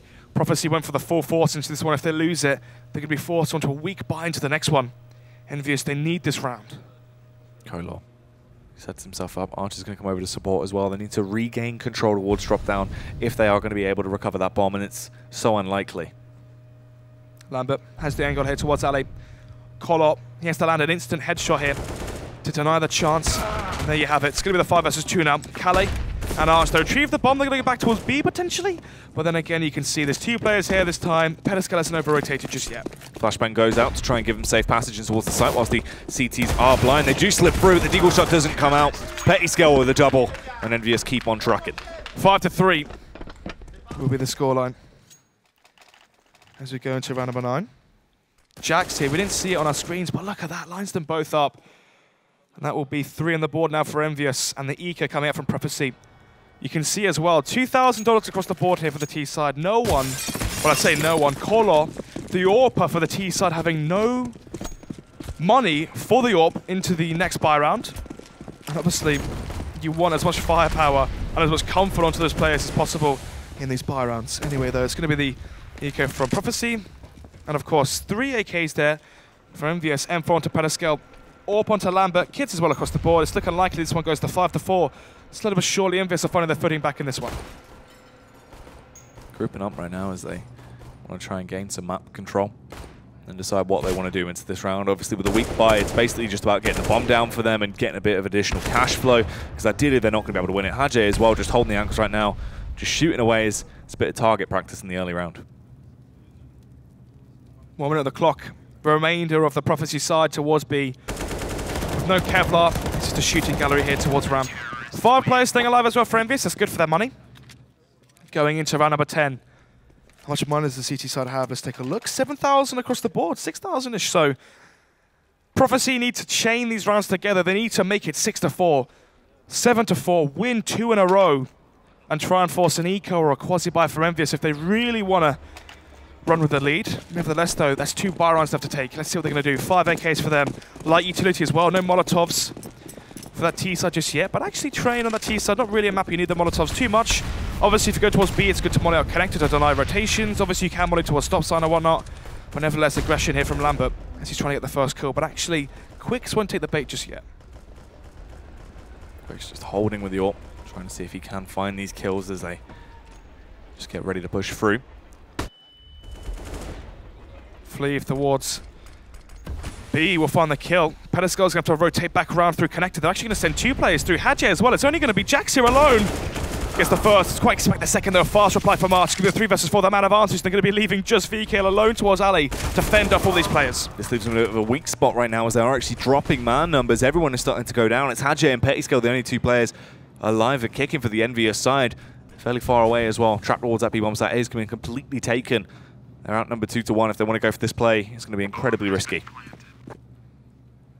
Might go for the save here. They have kits, but lack of utility as well. No Molotovs to flush out the Prophecy side. No smokes to fend off those choke points, so they will just be throwing in the towel here and saving it to round number 11. Hadje, harder the angle onto Quicks, has the AWP as well. Don't give away the AWP, surely! That's Lambert's now!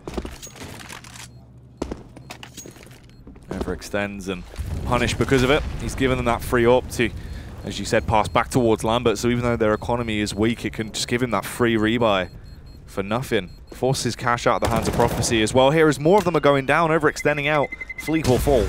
But their money still might be quite low here from Prophecy. Obviously, they've only won 1 round here. So, yeah, look at that, 3,000. So, poor decision making there to give away an AWP to Lambert, and now they're going to go for the buy. You've basically just saved Lambert $4,750. Nevertheless, the round number 11 shall begin. 6-4 with the scoreline. Envyus now. How do they cope with defeat? They went 13-1 in the regular season. They only lost 1 map, but they never lost the best of 2. They've lost a map already in playoffs when they had a 14-3 lead. How will that affect their mental fortitude into this one? As right now, they're facing the deficit for the first time. Trying to go for these early taps right now as they're looking for the frags, bobbing and weaving. They slowly attempt to take a bit of map control and force Envyus back. Envyus have a very healthy buy, though, Snods. They're not going to be playing too timid. Bomb. Outside team main. Right now it's going to be 3 players towards A, 2 towards B right now from Envyus. They want Pettiscale and VKL to be a dynamic duo towards that B-bomb site. Fleeve alone towards B, but actually it seems like the take's going to be towards A. You have Calais there towards Ali. He can flush the angle towards Ali, smoke off backlines, molly out. Well, could have mollied out. Instead, Lambert finds that kill thanks to the dropped up by Quicks. Nevertheless, though, the man advantage for Envyus as these smokes are deployed towards the A site.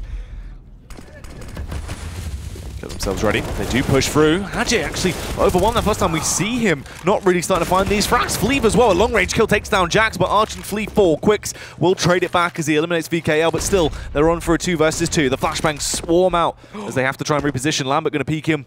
Will he actually find anything here as that bomb is pushing in deep? He can capitalize. Colo can try and go for the frag. Eliminate Lambert. It'll just take 1 bullet. Depends on the timing, though. But he doesn't get it. Lambert, with the intuition, will flick round and kill him. The Argentine captain for the French side goes huge. A massive 2K, 3K even from him, but Quicks finds 1. He's not going to expect Pettiscale towards the right, or is he? Oh, that's such a big round to win. 5-6 would be the scoreline. If they lost that one, it could have trickled down to an even worse scoreline there. That would have been 7-5. Weak money as well. You're looking at 8-5. But anyway, round number 12 shall begin. Prophecy going to go for the buy once again, though. AK onto Quicks. Deagle onto Calais and Fleeve. CZ there for Arch and the P250 into Colo's arms. Let's see what they're going to be fending off against with a 4M4 buy here from Envyus, and of course Lambert Wood of the AWP. The MVP into that round, finding a solid 3K there and denying round number 7 for Prophecy. Already though, they grab the first frag, even with a weaker buy. You can see Lambert going to be going down, so it's a nice little crack in the armor early for them to try and capitalize on, continuously hit, and see if they can actually force maybe some more out of this round. Man advantage for Prophecy off the back of the Deagle there from Fleeve. Pettiscale run out trying to equalize the numbers, going to peek out towards Arch, finds him, catches him, slip him. 4 versus 4 now. Let's see, push comes towards outside. Hadji's tested, and he fails. Fleeve's the only reason they're actually getting too much done into this round as well. Quicks with the rifle will find that kill eventually, takes down VKL. Jax not being able to bring anything to the table as he nearly actually goes down to Calais as well. They've recovered weapons, they're in good spots. They might actually pick this round up. This could be a huge reset if they pull it off. Pettiscale will strike though, Jax as well, hoping to push in. Now Pettiscale is the lifeline of the side of Envyus. He's already got 3K. Could he be the difference maker? They flood in, they attempt to just charge through and overwhelm everything Prophecy have. Flashbangs come out to allow them to respond. Fleep gets another one with a deagle. It's all up to him as he just holds for the push, peeks out, goes down to Jax. Taps the bomb, but time's ticking away. Sure, he has a kit, but he's not really got any time to play with. He's paranoid as well, and falls. The panic on their faces right now. They thought they had it in the last one. 14-3, I've said it so many times, Jack, but to lose with that advantage, you can see how it's impacted their confidence on Mirage, on Cobblestone, the early portion of Cobblestone at least. They were playing so aggressive with confidence, they had it. And now they're playing timid and scared, and the panic on their faces is definitely showing. 7-5, and the reset comes in. It's going to be the quasi buy from Envyus, potentially conceding this one. If Prophecy get to 8, they've already won the half. He comes out, they try and go for the early contact frag, but Kolo can't quite nab it. And he will have to back off. Oh, the frag with the CZ could be vital here as well from Jaxi. Refaces, gets everyone low, but luckily the damage is shared between them. Fleep will find the kill, so they still stay alive. Haji perched up, he has the high ground. Will he actually find the frags as well? Struggling to get the shots, that's not like the Haji we know. 5 versus 3, Calais, Archer low. There's a chance here. Lambert has to land the kill, but unfortunately for him, Quicks and Collar do find 2. It's going to be VK around the 1 versus 5. 5 players staying alive potentially for Prophecy, and that's so good for their money going into the remainder of these 3 rounds here. Envyus going to have to chain 2 rounds together if they want a weak buy. Look how relieved they are. The difference we're seeing in their body language and how they're showing their emotions. They can see the win inside. This will be the Cinderella story, the massive upset we weren't expecting here. Definitely not. I mean, this is insane so far how this game has started to shape up. They're starting to get themselves in charge. This could be Prophecy qualifying for the grand final here over Envyus if they continue with this form. No AWP right now for the CT side. Fleeve towards outside, spots that one player. Gives away his position, but here you have it. The aggression towards outside, it goes 1 for 1. It's a 4 versus 4. It's Archo that's taking the fight, but unfortunately he goes down. Haji will get the better of him as he just leaves 3 players remaining now. The troublesome trio on that terrorist side as they are spread fairly thin as well. It's only Kolor as the AWP with support of Calais. You can see Quick's miles away by Popdog, and the bomb just dropped by T-Spawn. 1 minute 20 on the clock now. Bomb outside team main. Someone's going to have to retrieve that one. But here you have it. Aggression towards Ali now from Prophecy. Going to be peeking out towards Jax, the star player from the French lineup. He's about to be tested. Can he deliver when his team needs him? Oh, Quicks is going to do some damage. Oh, it forces them to they had to reposition because Mispacolo with a quick shot takes down Haji. It's somehow left on Hack. How is this round gone in this fashion, Jax? They know exactly where he is as well. Let's give it the 1 versus 2 now. Jax has no kit. If that bomb is planted towards the B bomb site, this could spell the end here. Quicks going to be rejoining the ranks here, rejoining Kolor. Actually, I don't think they know where he is. So, can the shroud of doubt that Prophecy have over Jax, can that be the glimmer of hope here for Jax in this scenario? But actually, it's a 50-50 chance as where you opt to go. And unfortunately for him, it lands on 49%. Jax is towards B, but the bomb's going to be planted towards A. It's looking likely here that Prophecy get to 9 and break the money for Envyus. They're going to be able to get that down. Quicks will be the one planting it, and he's going to be coming through Popdog. It seems the smoke goes in as well. No one really focusing towards Popdog right now. They're both open from it. He could stab at any moment as he will set himself up. Goes down ladder, pushes in. Kolor's there. Kolor falls though as he finds the initial frag. Leaves himself in a 1 versus 1. Quicks knows where he's coming from. Hides currently as the smoke is going to go down the bomb as well. Molotov goes out to try and force these players out of position, but he's looking towards the high angle. He doesn't actually know the location of Quicks. Quicks starts to walk around, can stab him at any moment as he finds the frag. Quicks, another clutch round comes out. It's a hat-trick for him as they keep on moving. How have they won this round? Unspeakable things there towards the A site. Oh my goodness. I thought they had it. Of 4 versus 3, they had all the angles covered, and Quicks and Kolor towards the A site, they deliver. Quicks with a massive 3K. They're the captain of the Prophecy side, delivering and leading by example. But look at the money right now. Deagles, MP9s and some machine guns. No AWP for Lambert, it's a scout and he has no Kevlar. Early pushes coming through though as they try and make their play towards that B-bomb site once more. Early information. They do actually get a little bit of a info play, but then back off. Popdog control seems to be vital. There's a deep double push here from Envyus into this final round. Yeah. Having these submachine guns and these pistols, they have to make the battles close range in close quarters. That's why they're playing aggressive. The bomb going back towards B. You can see aggression here, or presence, sorry, from Calais towards Ali. He will smoke towards backline and molly off towards quad as well. That's green train. And then eventually they can come back towards B. You can see as well Arch going to be rejoining the bomb here alongside of Quicks. It's going to be 2 towards that B bomb site. Quicks on the last round was able to take them both down alone. Can they do it again though? Can they make it 10-5 and really put Envyus on their back heels? Slowly set themselves up. They've found success quite a few rounds in a row towards B, but it's a double face. Actually, Pettiscale has support as they peek up and they go down first. Oh, VK with a deagle trying to tap back. Can't actually get any frags just yet as he is able to get away, still alive. But from the sideline, it's Calais with a backstab. It's a huge impact frag there for him. Oh, Hadjay denying the bomb plant those nods. Maybe there's still so much more potential. It's a bit of a mixed bag, really. It's going either side every time an important kill comes in. Both the CTs are to rotate as well through B upper. You can have the up hold towards ramp, one to hold towards heaven. It's looking so unlikely. Lambert has no Kevlar, there's no Kiss, there's no utility jack, there's nothing left. Prophecy, they should get to 10. Definitely, this should be their 10th round and a half here and secure it. Kolor gets one, it's all on Lambert. He's got a scout. Not really a weapon you want in this scenario as he gets tagged down and he will fall. A 10-5 half. Guess we're going to find out how this one goes shortly. Can Prophecy get that second pistol? Guess we're going to find out shortly after this break.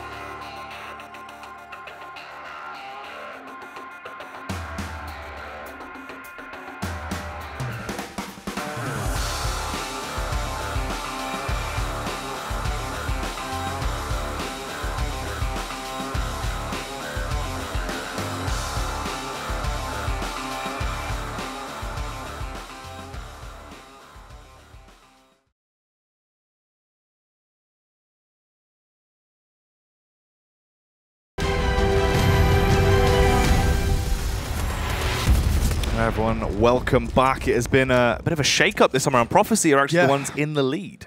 Unlikely. After seeing Mirage and Cobblestone, Envyus was so, well, heavy favourites essentially to finish off the rest of those games. Mirage was a 12-3 half, Cobblestone a 12-3 half, and we saw Mirage. They finished it off, they closed it out 16-7, but Cobblestone, a 15-1 scoreline after Prophecy were met with the scoreline of 14-3. Somehow, some way, the Cinderella story prevailed, and they brought it back, and they've brought it on to Train, and right now it's 10-5, a 5-round advantage run for Prophecy, and they're going on to the CT side, the favoured side as well. So if they win this pistol, can they make it 2 for 2 in terms of the pistols, and potentially cause the shocking upset of knocking Envyus out of the CSGO League? It'd be incredible if they do. Obviously, it doesn't matter how well you do in your group stage when it comes down to a semi-final, and it's all to play for right now, neck and neck. Prophecy, if they get this, they're going to have 13 rounds on the board, you'd imagine, off the back of the opening pistol. So it's all to play for here. Lambert P250 and Kevlar. So actually VKL going to be dropping over Lambert the P250. He's going to be going towards B, trying to see if he can find a first frag there and cause an rotation towards the B-bomb site. He's trying to leave Prophecy shaking in their boots and force a rotation, but right now it's going to be no one budging from the CT side. They're still expecting to play towards the A-bomb site, and eventually the play, the bomb, the smoke's going to be pinned and lined up towards the A site as the grenades will fly over. The question is, though, can Prophecy prevail and somehow, some way, clench both pistols? Smoke comes out. They do want to try and go for this play out towards the A-bomb site. They block off those lines of sight and see if they can push through. Kolar in the boosted angle, though. No one spotted him out, but it's Quicks with a double kill. Get off massive round so far. Jax might trade it back on towards one man, but can Kolar try to get the advantage? Actually, Jax doing damage here. He is the key player for the side of Envyus. It's their two most deadly players left alive right now as well. Jax struggling a little bit as he faces into a double peek from the side of Prophecy. Jax towards Sandwich now in the 2 versus 2. Kit onto Arch and Kevlar on both the CT players. It's looking likely they can maybe pull this one through. 30 seconds left, and actually, Kolar decimates Jax. Hadji on the 1 versus 2. Hadji just individually tapping, hoping they're going to peek into it. They have no real reason to face right now. The bomb is down. They have complete control. There's 20 seconds on the clock. All they have to do is hide, essentially, and win the round off the back of that. Hadji pushes in, but he goes down to Arch. They get the opening pistols nods. They now can continue this on. They should get the next 2 rounds. There was no bomb plant as well. Mirage, Envyus won both of them. Cobblestone, the same affair as well. 4 for 4 in the pistols in the first 2 maps. And now, the underdogs. Look at that. Crisp, clean 2K there from Quicks. The headshots come into fruition there for the international lineup. The French side now onto 5 rounds. They're going to be going for the force buy. It's going to be 5 just a Kevlar, 5 are graded pistols as they rush towards outside. This is crazy. The situation they're left in is unprecedented right now. So awkward for the side of Envyus. They only have these upgraded pistols. Surely they can't win it off the back of a force, though, as they push out. Jax does actually get a kill, can recover himself a UMP as well, but Pettytail goes down. Kolar starts to do a massive amount of work as he gets that double kill off. Quicks from strike at any moment. Jax actually falls back. Lambert as well with the rotate from Ivy. Gets a nice kill off there. Still the man advantage runner for Prophecy. They're the kit, the firepower, and the utility, but actually no longer the man advantage is going to go to the 2 versus 2. 1 minute 10 on the clock, bomb towards Blue Train. And now they can slow this one down. Lambert has to find the kill, but unfortunately he gets spotted out.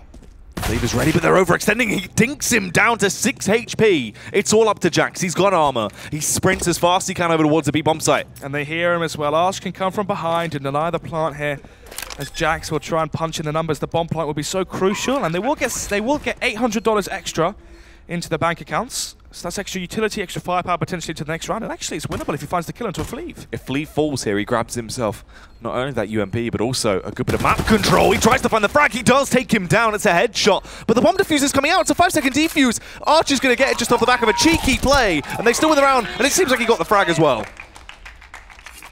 He was the star player for Prophecy on Cobblestone. He's the only real reason they're here, alive and kicking on Train. And finally, some smiles here. 12-5. Envyus. They had the exact same grins and body language when they had the massive advantage. And right now, they're the ones looking at the faces of potential defeat. Round number 18 will begin. It's going to be the quasi-buy coming out from Envyus. The bomb was down, so you can see Kevlar being invested by Hadji and Lambert. But then again, Lambert buying the Kevlar means, you guessed it, no open to that first barrel of the second half. Leaves them high and dry right now as the cash could be built for Prophecy as well. It's a heavy SMG investment. They're trying to take that Kinect control. They actually do get past them.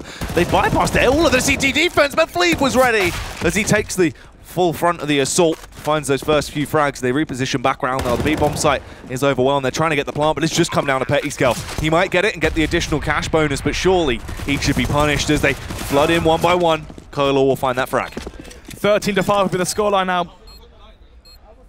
The stars are aligning for Prophecy. The clutch plays, the stars you need.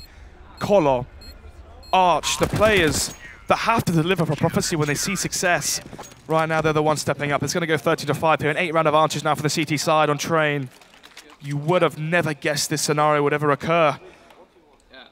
So, Lambert, what's the call going to be? All the pressure on his shoulders. Obviously, the bomb was planted on both those rounds, so he can afford the AWP and Kevlar and utility, thankfully. So, round number 19 begins. UMP onto Quicks. 2 AWPs right now to Archer and Kolar. 2 M4s as well. Let's see what the buy for Envyus is going to be. Once again, the standard one. Single upside right out to Lambert. And Pettytail. But Pettytail gets tagged up, and Kolar through the smoke finds Jax. Pettytail's low HP as well. It's a 4 versus 5. And they have the health and man advantage. It's a nice opening kill.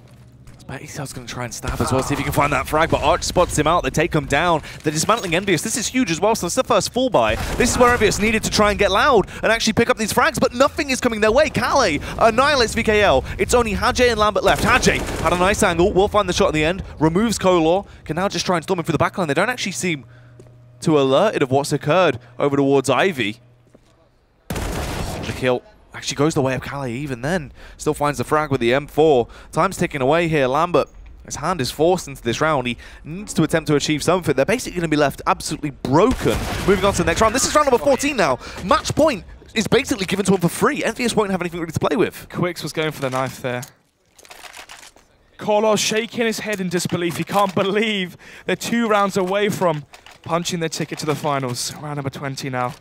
Look at the money there for Envyus. 3,000 across the board. It's looking like they're going to go for the quasi buy here. And they shall.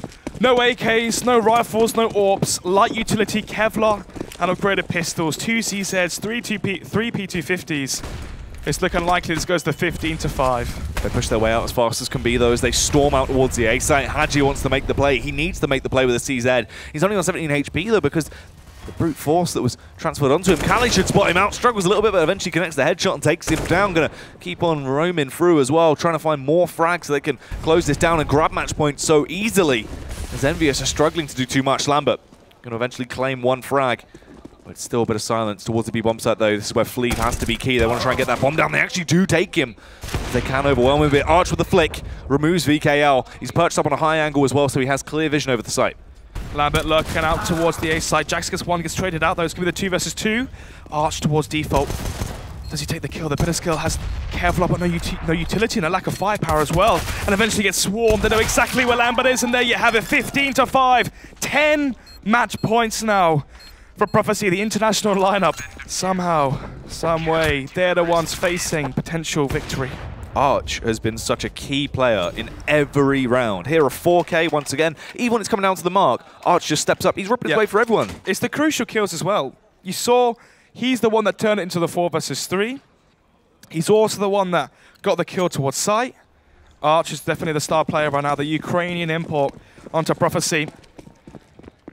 He's definitely making his mark. 15-5. 10 chances for Prophecy to close this one out. Bomb going to be left towards T-Spawn there from Envyus, as they're going to be hoping there's some aggression for Prophecy. Smoke comes out, there you have it. Lambert wins the duel down to Kolor. It's going to be the 5 versus 4. They're into a good position into this round. Snods 2 frags already going the way of Envyus. They have to play with confidence. They know they cannot take this round with a glass half empty attitude. It needs to be all out aggression.